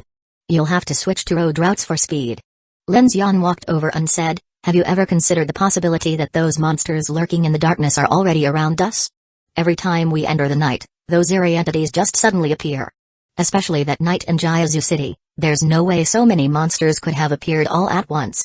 It's more likely that they had been following us for a while, gathering together, and only waiting for nightfall to emerge. Hearing this, Kiki narrowed her eyes and glanced around, then instinctively shrank her neck. Ugh, that's disgusting. But why can't we see them during the day? Lin Xian was speechless. Daytime. If we could see them then, we'd already be dead. He just messing with you. Kiki leaned back on her lounge chair. What do you think we need to do to make our abilities stronger? Maybe then we won't have to fear those monsters anymore. The lounge chair slowly turned, and Kiki looked at Lin Xian. I'm not talking about what Sister Ding said, absorbing the power of the night or whatever, I mean something more tangible, something real that can make us stronger. Blood crystals. Lin Xian took one out and handed it to her. Every organization in the world is studying this stuff. Last time, when you were severely injured, we fed you 2 of these by accident, and you evolved. But this stuff is definitely toxic. Whether there's a better method? That's something only Phoenix might know. Kiki furrowed her brows, snapped her fingers, and said, that foundation. They even use the dark mark trait to turn live people into bait. That just proves their research is far beyond Phoenix and Dawn City. Do you think they might have already discovered the secrets of blood crystals or abilities? Based on that logic, it's definitely possible. Lin Xian nodded. But all of this is just speculation. Right now, we can only hope that guess is wrong. If an organization like that really exists, it would be just as dangerous to humanity as the darkness itself, if not worse. Beep, beep. Just as they were talking, Lin Xian's watch started beeping. Nightfall was coming. Boom, boom, boom. Chen Sixuan ran over quickly. Lin Xian, there's an open plain ahead, wide visibility, just a single patch of forest. Lin Xian nodded seriously and immediately activated the mechanical heart, bringing the train to a halt. Nightfall is approaching. Shukin, Da Lu. Lin Xian pressed the communicator. Captain Lin, we're ready. Shukin stood in the passageway of carriage number 8, holding a Remington M96, her eyes sharply scanning the outside. All set, Brother Xian. Da Lu stood in front of the automatic door of carriage number 5, holding a Roar K-23 electric Gatling gun. He disengaged the safety, ready for action. Hey, kid. It's almost dark. He called toward Lu Xingchen, who was still dozing off. No worries. I'll step in when needed. Lu Xingchen half opened one eye, took a quick glance, and then closed it again. Everyone. Lin Xian picked up the walkie-talkie, his eyes flickering slightly. We're stopping here. Each convoy, find the best defensive positions and set up fortifications. Once night falls, we could engage immediately. Be ready. His voice transmitted through the steel convoy, and Wu Zhenhai, Liao Ming, Luo Yang, Liang Lei, Li Yi, and others all responded with solemn expressions. Got it. Wu Zhenhai shouted. Prepare to stop. All vehicles, deploy in defensive formation. Clang, clang. From within the Great Eagle convoy, a black military truck opened its side hatch. The remaining dozen miniature missiles were loaded into the launch sequence. At the same time, over 20 elite soldiers, equipped with passive armor suits and high-energy weapons, disembarked from their vehicles. Their presence was sharp and cold as they quickly spread out to key defensive points. Meanwhile, the chasing Sun convoy, a group of young, skilled drivers, quickly found an open area. With seamless coordination, Their dozen or so modified vehicles parked in a spiral formation, protecting a supply truck at the center. Moments later, these young fighters emerged from their vehicles, armed with rocket launchers, heavy machine guns, and even drone bombers. Ziabai, deploy the high-voltage ion wall. Lolo, your power armor only has 2 hours of battery, don't rush out unless necessary. Focus on defense. Li Guangwen, keep an eye on air threats. VRRR crackle. 2 young women in power armor stepped down from a truck. Their white combat suits, lined with glowing blue energy veins, were high-end military-grade rapid response exosuits, heavily upgraded and modified, exuding a formidable presence. Syncing visual systems. Sync complete. Chainsaw sword charging. Meanwhile, Liang Lei and Li Yi arrived in their heavily modified mining truck, which had been repurposed into a motorhome. Their convoy consisted of 2 modified buses loaded with people, followed by a few heavy engineering vehicles. These sturdy vehicles parked at the rear of the infinite train, forming a final line of defense. Wife, just stay in the truck and give commands. Leave the outside to me. Be careful, Lei. Li Yi, gently stroking her pregnant belly, looked at him with concern. Don't worry. No damn bugs are getting through my line. Liang Lei cracked his neck. His eyes gleamed faintly, and his entire body seemed to bulk up, his skin darkening into a metallic sheen. The hydraulics of the vehicle even sank 2 centimeters under his weight as he stepped down. Aboard the infinite train in carriage number 2, Kiki watched the convoys setting up and then shot Lin Xian a glance. See? Their firepower isn't too bad either. Lin Xian responded, even the Great Eagle convoy, with all that firepower, got forced back by the insect tide. That just means we have to be even more cautious. He turned to Kiki. Shasha is in carriage number 11, calibrating the fire god mecha. Go help her out, if needed, we can deploy it for fire support. Got it. Kiki saluted with a playful yes gesture before lightly floating off her seat and speeding toward carriage number 11. There, Shasha was getting into the mecha cockpit. Seeing Kiki, she called out, Kiki. What took you so long? Hurry, hurry. Relax. We might not even need this thing. Kiki crossed her arms and landed in front of the mecha. If we get surrounded like last time, this thing won't be much help. Better safe than sorry. Shasha, standing on the cockpit hatch, was practically bouncing with excitement. She hopped into the cockpit and patted the controls. Right, Sally. Shasha had always loved tinkering with weapons. Despite being a tiny girl, she was obsessed with heavy firepower. Ever since Lin Xian let her pilot the fire god mecha, she had been practicing for hours and was getting hooked. The sight of a little girl enamored with a towering war machine was a hilarious mix of angelic innocence and utter destruction. I told you to change the name. Sally sounds like a pet chicken. Nope. I love Sally. Hiss, on the open plain, the black heavy train slowly came to a stop. Besides the broadleaf forest, the clear visibility made it an ideal nightfall defense zone. Over 100 survivor vehicles encircled the train, forming layers of defenses. The scene was overwhelming, a massive battle seemed inevitable. Buzz, on the horizon, a dark glow flickered. Like a curtain of shadows being pulled across the world, the golden sunset vanished instantly, swallowed by the onrushing night. For a moment, everyone held their breath. Lin Xian stood in the cockpit, eyes locked ahead. All teams were on high alert. Yet, nothing came. Only the chirping of insects and rustling wind filled the silence. Chen Sixuan, gripping her Meteor 3 rifle, whispered, "Is it possible this area has no eerie entities?" Could be. Lin Xian scanned their surroundings, his face tense. But I'm more worried about another possibility. He exchanged a look with Chen Sixuan, she immediately understood. Without hesitation, they both headed for carriage number 3. If they weren't being swarmed by eerie entities, aside from sheer luck, there was another possibility. This area belonged to a large eerie entity. This was its territory. The two of them quickly stepped into car number 3 and turned their gaze toward Hell's Black Chrysanthemum. Director Ding. Ding Junyi stood to the side. No changes. No overlapping marks. Lin Xian frowned. Something abnormal always has a reason. The sudden calmness felt even more unsettling, especially since they were carrying level 3 dark marks. It was too eerie. Lin Xian picked up the walkie-talkie. Everyone, anything unusual? No. Haven't noticed anything yet. Lin, nothing here. Each convoy responded. Could it be that the dark entities in this area were drawn away by another survivor team? Or maybe they've already been wiped out? Chen Sixuan's words gave Lin Xian a new line of thought. That's definitely possible. Ding Junyi agreed. Lin Xian walked into car number 2, glancing at the external surveillance feed from the information center, but saw nothing out of the ordinary. Just as he was about to breathe a sigh of relief, one of the sentry system's rooftop surveillance feeds caught his attention. The infrared night vision display seemed narrower than before. What is it?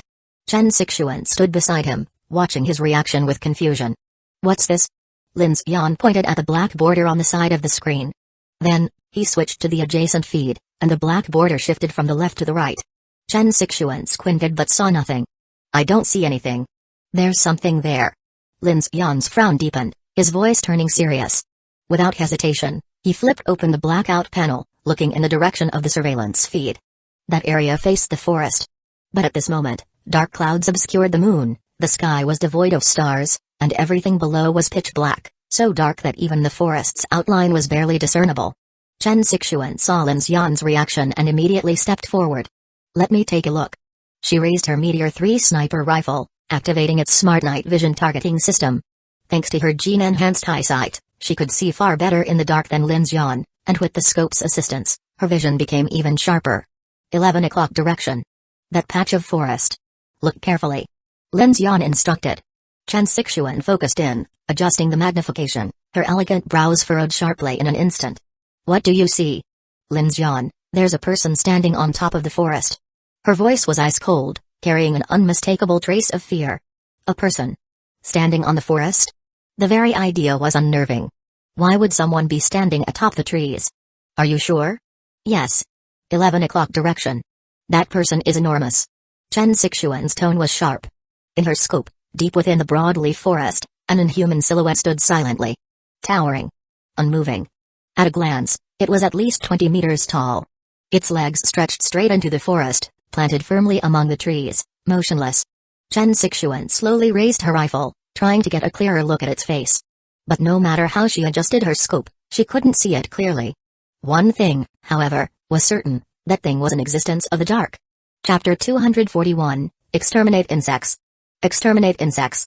Under the black night the howling wind echoed like a high-frequency shriek from another world, sending chills down one's spine. In the distant forest, a towering silhouette stood eerily in the mist. It looked like a disproportionate humanoid machine, with unnaturally straight legs and a round, hollow head. There were no reference points around it, yet even though it stood completely still, Lin Xian felt an immediate sense of dread. Indescribable. Weird and grotesque. Everyone, eyes on the 11 o'clock direction. Lin Xian quickly regained his focus and spoke into the channel. Instantly, every gaze in the convoy shifted toward that direction. A drone lifted off, its camera swiftly zooming in. What the hell is that thing? Liao Ming from Eagle Convoy asked, his face darkening as he stared at the surveillance feed. Wu Zhenhai shouted sternly, everyone, be careful. Eerie entity detected. All three convoys paled in an instant. The moment they laid eyes on it, a strange, unsettling feeling gripped them all. Inside the infinite train, crew members hurriedly pulled off their light-blocking covers, peering through the windows toward that eerie figure. A heavy silence filled the air. Tension mounted. At that moment, the massive eerie figure's round head shifted slightly, and then, a red glow began to shine from within. The entire head was one giant hollow cavity. The red light, like a searchlight, pierced through the mist, illuminating the fog thickened by the night's drop in temperature. The sinister red glow swirled and pulsed, creating a terrifying sight. Then, the red glowing head began to move. It bent forward, extending whip-like arms, and ripped the roof off a house hidden within the forest. The red light shone inside, searching. Slowly. It turned. And its glaring red searchlight locked onto the train and convoy. Woong. A deep, reverberating roar erupted from the creature, like the blast of a titanic ship's horn. A sonic wave rolled outward. The moment the sound reached them, everyone's expressions changed drastically. Instinctively, they clutched their ears. A chilling, eerie presence swept through the air, creeping into their bones, sending a shudder through their very souls. Zzzzzztt, a strange vibration suddenly resonated within the infinite train. Lin Xian's eyes darted around. What's that sound? I don't know. Seems like it's coming from over there. Chen Sixuan pointed toward car number 1. Her face twisted in discomfort, the sound itself was making her feel physically ill. Lin Xian's brows furrowed. He sprinted toward car number 1, and found the source. The eerie cube was violently trembling. What the hell is happening? He grabbed the cube. In response, the mechanical heart activated. Immediately, a flickering holographic screen popped up. Beep. Conducting reflective scan using non-mechanical energy, detected, massive fear energy shockwave. Lin Xian's expression changed instantly. A fear energy shockwave? He grabbed the walkie-talkie, click, click, But under the sonic tremors, all signals failed. Fuck. He rushed into the cockpit, yanked the external loudspeaker, and shouted, "Everyone, back to your vehicles. This thing amplifies dark invasion fear energy." Just as Lin Xian's voice boomed from the train's external speakers, a wounded middle-aged man from the Eagle convoy suddenly let out a piercing scream. His bandages turned crimson, his chest wound burst open, and the veins around his eyes darkened. His pupils were being swallowed by blackness. The surrounding survivors staggered back in horror. "Li Dong! Li Dong! Stay with us! Arg!" Li Dong screamed uncontrollably. The moment his eyes turned completely black, he collapsed to his knees. His mouth gaped open, and in the next instant, countless writhing insect-like tendrils started crawling out of his throat and eye sockets. His body convulsed violently, his muscles twisted grotesquely, and his face distorted beyond recognition. "Ah! Kill me!" Li Dong wailed in agony. "Please. Take care of my wife and son. He's mutating." The survivors had seen mutations before. But never this fast. This sudden. End it. Put him out of his misery. A teammate's face twisted in anguish, he clenched his teeth and pulled the trigger. FKIT. Arg. Bang. Bang. Bang. A burst of gunfire rang out. Li Dong's head exploded instantly, but that wasn't the end. His blood-soaked corpse suddenly erupted with tendrils. The flesh wriggled, pulsating with eerie black fluid. His teammates unloaded their guns, ripping apart his upper body until it stopped moving. "Ah! Help!" But before they could even process what happened, more mutations broke out across the convoy. The infection spread like a collapsed dam. "Get back to the vehicles." Hearing Lin Xian's warning, Luo Yang was the first to react. He shouted to the convoy, "Move. Back to the vehicles. Now." Wu Zhenhai also grabbed the vehicle PA system. "All units, evacuate to the vehicles." Panic erupted. Before the battle even began, gunfire rang out, but they were shooting their own people. Infinite train, locked and loaded inside car number 2, the G3 electromagnetic railgun lifted into position. Inside car number 12, the 1130 close-in weapon systems powered up. Lin Xian's gaze turned icy cold. No hesitation. He locked onto the red light creature. Fire. Boom. A blue electric arc surged from the railgun, tearing through the night sky, slamming directly into the creature's glowing red head. Boom. A huge chunk of its skull was blasted apart, blackened fragments rained down, burning furiously. The red glow flickered violently.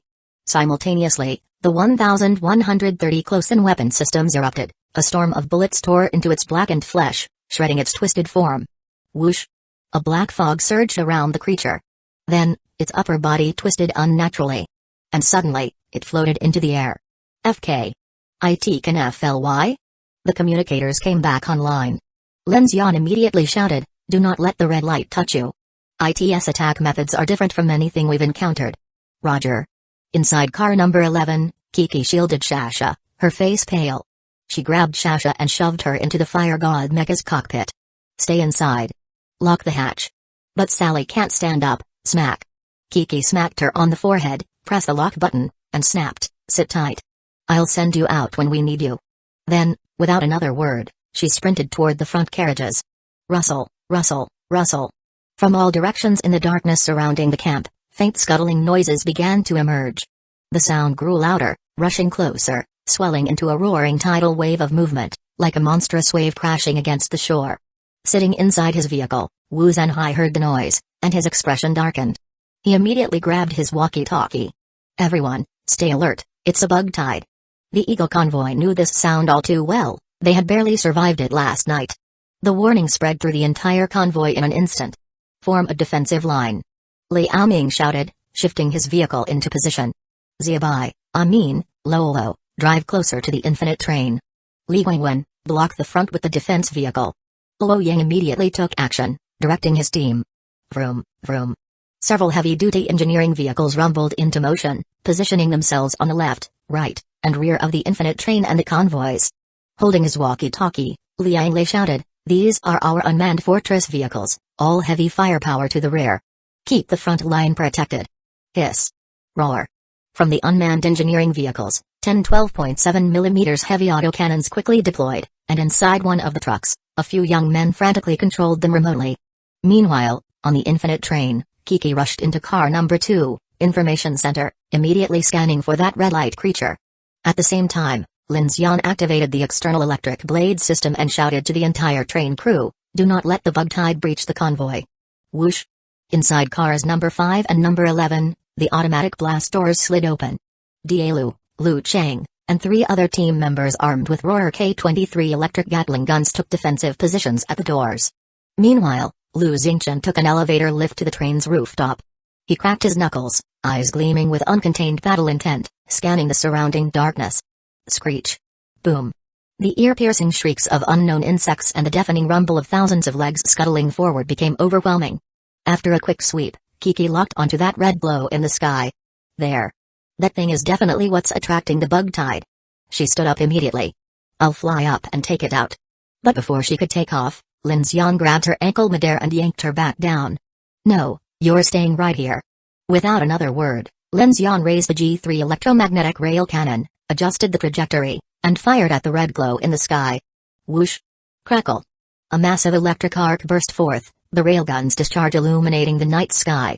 The brilliant blue beam streaked across the heavens, piercing through the shadows, revealing the silhouette of a massive creature above. Boom! Several seconds later, an explosive shockwave reverberated through the air. The eerie wailing sirens abruptly ceased. Set up the target lock, keep that electromagnetic cannon trained on the red glow. We'll handle the bug tide first. Ooh. Good idea. Kiki, still dangling from Lin Xian's grip, immediately began reconfiguring the railgun's tracking system. Lin. From the rear carriages, Shu Ken stood at the open doors of car number 11, scanning the darkness beyond. She pressed her comms button. They're here. Beep. With its radar and fire control system, the 1130 close-in weapon system, automatically detected the incoming threat and opened fire first. A fan-shaped barrage of metal erupted, its glowing tracers streaking through the darkness, lighting up the battlefield in a hellish spectacle. And what it revealed made even the battle-hardened Infinite Train crew gasp. Less than 2 kilometers away, a horrific tide of massive side-limbed insects, black-shelled beetles, and giant centipedes swarmed forward, flooding the landscape like a biblical plague, an unstoppable tsunami of nightmares. The very ground trembled under their approach. Beep. The 1130 close-in weapon systems roared, its cannon fire shattering the night's silence. For a moment, the battlefield fell into a suffocating stillness, like the eye of a storm. Then, open fire. Lin Xian, Wu Zhenhai, Luo Yang, Liang Lei, the leaders of all 4 convoys, gave the order simultaneously. Bang bang bang. Ra-da-da-da-da-da-da. A rainstorm of bullets erupted, creating an all-around kill zone centered on the Infinite Train. Clang clang clang, the frontline bugs were shredded apart the moment they stepped into range, their bodies splattered across the battlefield. The sheer volume of gunfire pushed back the bug tide, suppressing their advance. Meanwhile, the convoy's heavy weapons, grenade launchers, rocket-propelled grenades, flamethrowers, and missiles, unleashed devastation onto the densest clusters of insects. Boom. Boom. Boom. Explosions engulfed the battlefield, flames erupting like a pyrotechnic nightmare, filling the sky with thick smoke and burning insect carcasses. Whoosh. Hiss. Inside car number 11, Zhao Yuan and her squad kept up suppressive fire. Suddenly, Zhao Yuan. Move aside. From the blast door, Shasha emerged, piloting her Sally mech. With uncanny precision, she maneuvered the heavily armored mecha, leaping from the train and landing directly in the battlefield. Her dual heavy cannons blazed to life, unloading high-caliber rounds into the bug tide. Take this. Shasha gritted her teeth, her tiny frame gripping the controls fiercely, already mastering the fire god mech in less than half a day. To the left, the chasing Sun convoy had been struggling, but with Shasha's mech joining the battle, their pressure immediately lessened. Luo Yang turned back, his eyes widening. Holy crap. Lin has a Gundam? Boom. Above, the electromagnetic rail cannon kept firing, tracking the red glow in the sky, hammering it with repeated blasts. Without the sonic pulses, Luo Yang seized the opportunity. Lolo. Go. On it. Covering. 2 agile figures leapt from the convoy, lightning crackling around them. Each wielding a thin, white chain sword, they dashed into the bug tide, moving like ghosts. In a blink, dozens of monstrous insects were bisected, their bodies sliced clean through, their scorched corpses still smoldering from electrical discharge. Left flank. Right flank. Their automated tracking cannons and battlefield awareness systems locked onto every threat within their range. Suddenly, a gigantic centipede burst from the swarm, lunging at Amin. At that moment, a muscle-bound young man charged in, his massive fists encased in strange gauntlets. He punched the air, and an invisible shockwave tore through the centipede, shattering its exoskeleton, ejecting its entrails in a gruesome explosion. Above, The sky darkened, black-winged insects descended in a suffocating cloud. Luo Ying's eye gleamed, and a thin, searing beam of light ripped through the swarm, triggering the dare explosions. Boom boom boom. Breathing hard, he recovered, preparing for the next attack. The black-winged carapace insects seemed endless, no matter how many they killed, more kept swarming in. Their temporary suppression barely lasted a moment before the tide surged back, and despite their numbers, their dozens of fighters still seemed too few against the sheer mass of the insect horde. Keep firing. Yeah. Shasha, piloting the fire god mecha, pushed forward, helping Amin and Lolo hold the line against the overwhelming wave of insects. Beep. The fire god mecha's cannon swept across the battlefield, instantly incinerating a whole section of the swarm. There's too many of them. Shasha shouted from the cockpit, frustration clear in her voice. You damn fire-spewing bastard, if you don't get out here, I'm throwing away your tea canister. Boom. Just as Shasha and the chasing sun convoy felt their defenses being pushed to the limit, a pillar of fire erupted into the sky, illuminating the battlefield. The Great One has arrived. A blazing crimson flame shot out from the infinite train, soaring past Amin and Lolo, before crashing into the densest part of the insect horde like a meteor impact. The explosion sent waves of fire scorching outward, burning every insect in a radius of several hundred meters to cinders. Lu Xingchen stood tall at the center of the inferno, his back turned dramatically toward the two women, his voice echoing across the battlefield. The filth and corruption of this world must be cleansed. Tonight, I shall purge these vile abominations in the name of the heavens. Boom. Boom. Shasha fired off 2 more cannon blasts before stopping, rolling her eyes in exasperation. That guy. He just loves showing off in front of beautiful women. Meanwhile, Luo Yang, Li Guangwen, and the other ability users from the chasing sun convoy were utterly stunned. They had heard from Li Aoming that the infinite convoy had terrifying firepower, but they never imagined it would be this insane, a high-tier fire ability user standing amidst the flames like a god of war. Liao said they had strong firepower. Was this what he meant? Luo Yang was in disbelief, his eyes filled with excitement and admiration. He immediately shouted with newfound determination, "Everyone, stay strong. We can hold the line." The morale of the entire resistance force soared, their fighting spirit igniting like wildfire. They pushed back fiercely against the swarm. Right flank, the Great Eagle convoy with the largest numbers and strongest firepower. The Great Eagle convoy unleashed a storm of destruction, heavy machine guns, rocket launchers, grenade cannons, flamethrowers, and even small missiles blasted into the endless insect horde. Among them, Daelu, after emptying a magazine, didn't even bother reloading. He drew his steel-slaying greatsword and charged straight into the swarm. Since the last battle at the research facility, he had discovered that his ability strengthened with every injury. His power and regeneration surged the more he fought, just like Kaiyu Long from the Black Crow 4. This realization awakened his battle lust, and now he actively sought close combat. The Great Eagle convoy warriors watched in shock as Daelu waded into the insect tide with nothing but a sword. Is he an ability user? Boom. Boom. Boom. Liao Ming, a mutant ability user with scythe-like arms, shouted a warning. Brother, be careful. These things are tough to kill with melee weapons. Daelu remained silent, his expression cold. As soon as he dove in, several black-winged carapace insects immediately latched onto him, their claws and mandibles tearing into his flesh. Liao Ming immediately moved to assist. Boom boom. But before he could act, a shadow blurred past him. A Remington M96, enhanced with Exorcist's holy flames, roared to life, obliterating the insects attacking Daelu in a blast of purifying fire. Shu Qin, wielding 2 custom-made shotguns by Lin Xian, was firing with both hands, dual-wielding with deadly precision. Within seconds, she blasted back the incoming insect swarm, clearing the area around Daelu. Meanwhile, Daelu's entire body radiated crimson blood energy, his aura surged. He raised the steel-slaying greatsword, stepping forward with a heavy stomp. Boom. His muscles tensed, with a low growl, he swung his sword forward with all his might. Hum. The slash carried unbelievable force, heating the air until the blade glowed red-hot. The crimson blood energy enveloping the sword exploded outward, unleashing a massive fan-shaped shockwave. Crack. A wave of insect carapaces shattered, every creature within several meters ahead was blown apart in an instant. The blasting force hurled insect corpses and limbs flying like shrapnel. Holy shit. Liao Ming's eyes widened in shock. He had intended to help, but at the last second, he instinctively retracted his scythe arms, afraid of getting caught in that devastating sword wave. Fueled by his raging battle instinct, Daelu planted himself at the front of the unmanned engineering vehicles, standing alone against the insect tide. I'll fight with you. Liao Ming, blood pumping with adrenaline, led his elite warriors into the fray. Fire support, the bombardment convoy from the rear convoy, Wu Zhenhai ordered, artillery team, barrage. Cover them. Roger that. Whoosh. Whoosh. Whoosh. Boom. Boom. Boom. The rear convoy unleashed a wave of missile fire, supporting Dielu, Shukin, and Liao Ming's team by blasting open a massive clearing in the battlefield. Meanwhile, at the rear of the Infinite Train, where women and children were sheltered, the 1,130 close-in weapon systems cannons provided continuous fire support, while youths controlled automated turrets. Liang Lei, his entire body transforming into living metal, towered over everyone, even taller than Dielu. He stormed into the insect horde, grabbing a crimson giant centipede's massive jaws. The centipede's razor-sharp legs clawed against his metallic skin, sending sparks flying, but failing to penetrate. Ah! With pure brute force, Liang Lei ripped a chunk of flesh from the centipede's jaw, making it shriek in agony. Just as it tried to bite back, he kicked it away. Bam! Bam! Bam!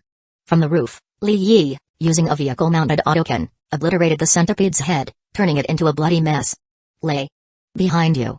Liang Lei turned, shink.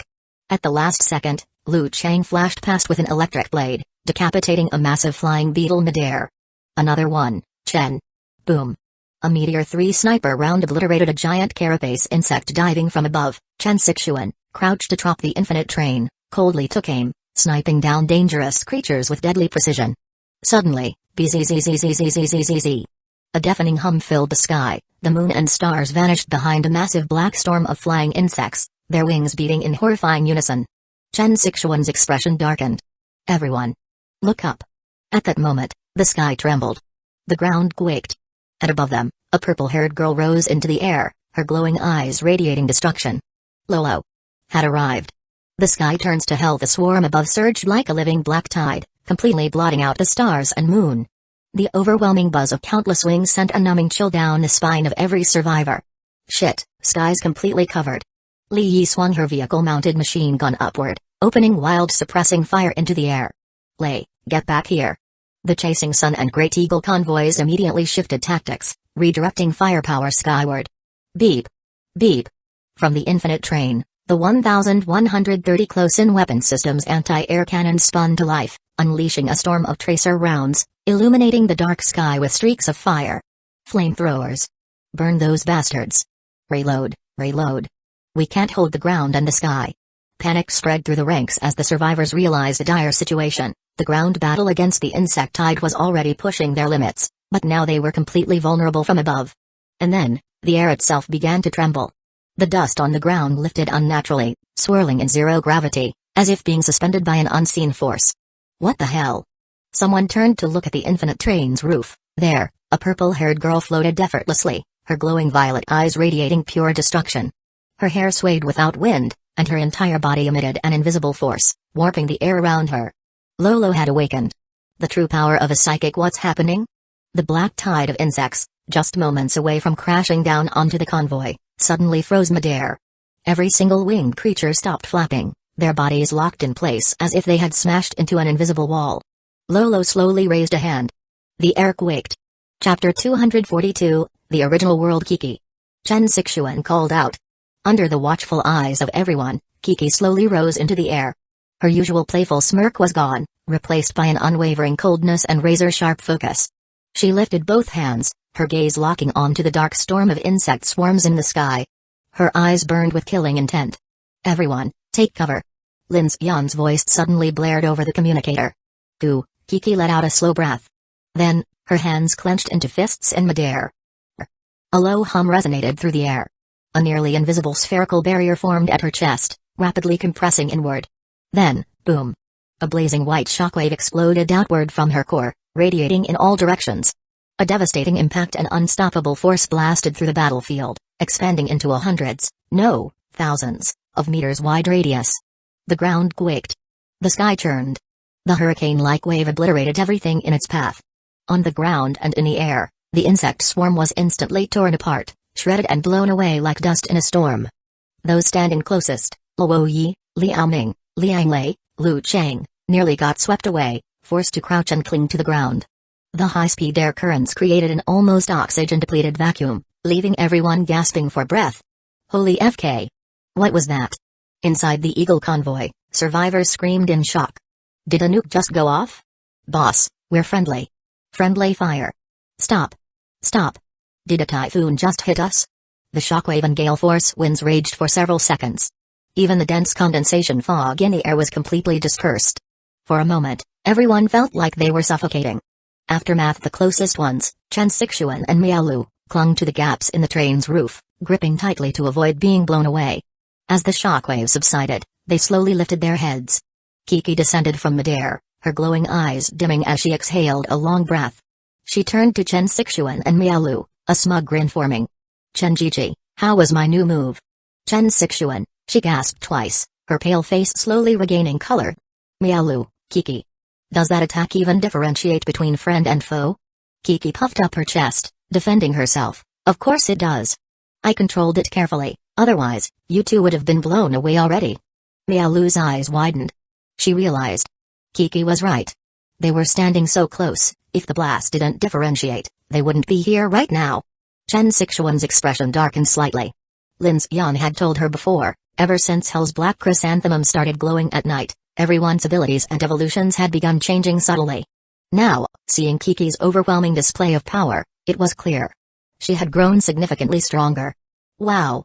Inside the Fire God mecha, Shasha stared at the flashing emergency alerts on her screen. She couldn't help but speak into the communicator. "Kiki-ji. At least give me a warning next time, I almost had a heart attack." Shock and awe on the chasing Sun convoy's side, every survivor stared at the train, their faces filled with awe and disbelief. Holy shit! Is this a telekinetic ability? Everyone on this train is a fucking monster. Lu Xingchen, he leaped onto the Fire God mecha, looking at everyone below with a smug grin. "Looks like I need to develop some bigger attacks too." Shasha, flatly, "Yeah, right. You're fireproof. The rest of us? We ignite instantly. So keep your attacks away from us, thank you very much." Lu Xingchen, insane. On the running Far convoy's side, Li Yi clutched her pregnant belly, staring at the train in utter disbelief. She murmured softly, as if comforting her unborn child, "Don't be afraid. Mommy's still alive." The children's reactions inside the buses, dozens of children, who had been trembling in terror just moments ago, now pressed their faces against the windows, cheering excitedly. "Wow! Is that Gigi a goddess? She blasted all the bugs away. That wind was huge. I wanna be like her when I grow up." Eagle Convoy's reality check. The Eagle Convoy members were completely dumbfounded. They had survived last night's insect horde. They knew the sheer hopelessness of being swarmed by millions of those monsters. Seeing that massive wave of insects, everyone had felt despair creeping into their hearts. But then, Kiki had just blown them away. Wu Zhenhai exhaled deeply, shaking his head in amazement. Holy hell! No wonder Li Aoming was so insistent on teaming up with this convoy. He grinned bitterly. Shit. This is like a bunch of guerrilla fighters running into an elite military unit. Li Aoming, he was panting heavily, but his heart was pounding with excitement. He had zero regrets about spending a blood crystal for the information that led him here. Originally, all three convoys had planned to rush out of the city before dark. But now, waiting for the infinite train was the best decision they ever made. A temporary respite for now, the swarming sounds of the insects had stopped. Everyone could finally breathe. But, bzzzt. The electromagnetic railgun suddenly hummed with energy. The blinding blue-white beam fired off, striking a floating black shadow in the distance. A crimson glow flickered from within the shadow, then, vanished. The next wave rustle. Rustle. Rustle. The ground trembled. The respite lasted only seconds, the swarming sounds returned, echoing from all directions. Reload. Titan formation. Fall back toward the infinite train. Lin Xian stood atop the train's engine, his radio buzzing with reports from the other convoys. Wu Zhenhai, kid, we've got enough firepower for 2.5 waves. We'll need a coordinated defense. Li Yi, these bugs just won't stop. What's the plan? Luo Yang, Linch, I think these bugs are connected to that red light monster. If we focus our strongest abilities on it, we might stand a chance. Lin Xian's gaze hardened. He checked the railgun's radar, but the red light monster had disappeared. Ding Junyi, dark mark level hasn't dropped. It's still covering all of us. Conclusion? The monster isn't dead. It's still marking us. And if they entered the polar night snowstorm carrying a level 3 dark mark, they wouldn't survive.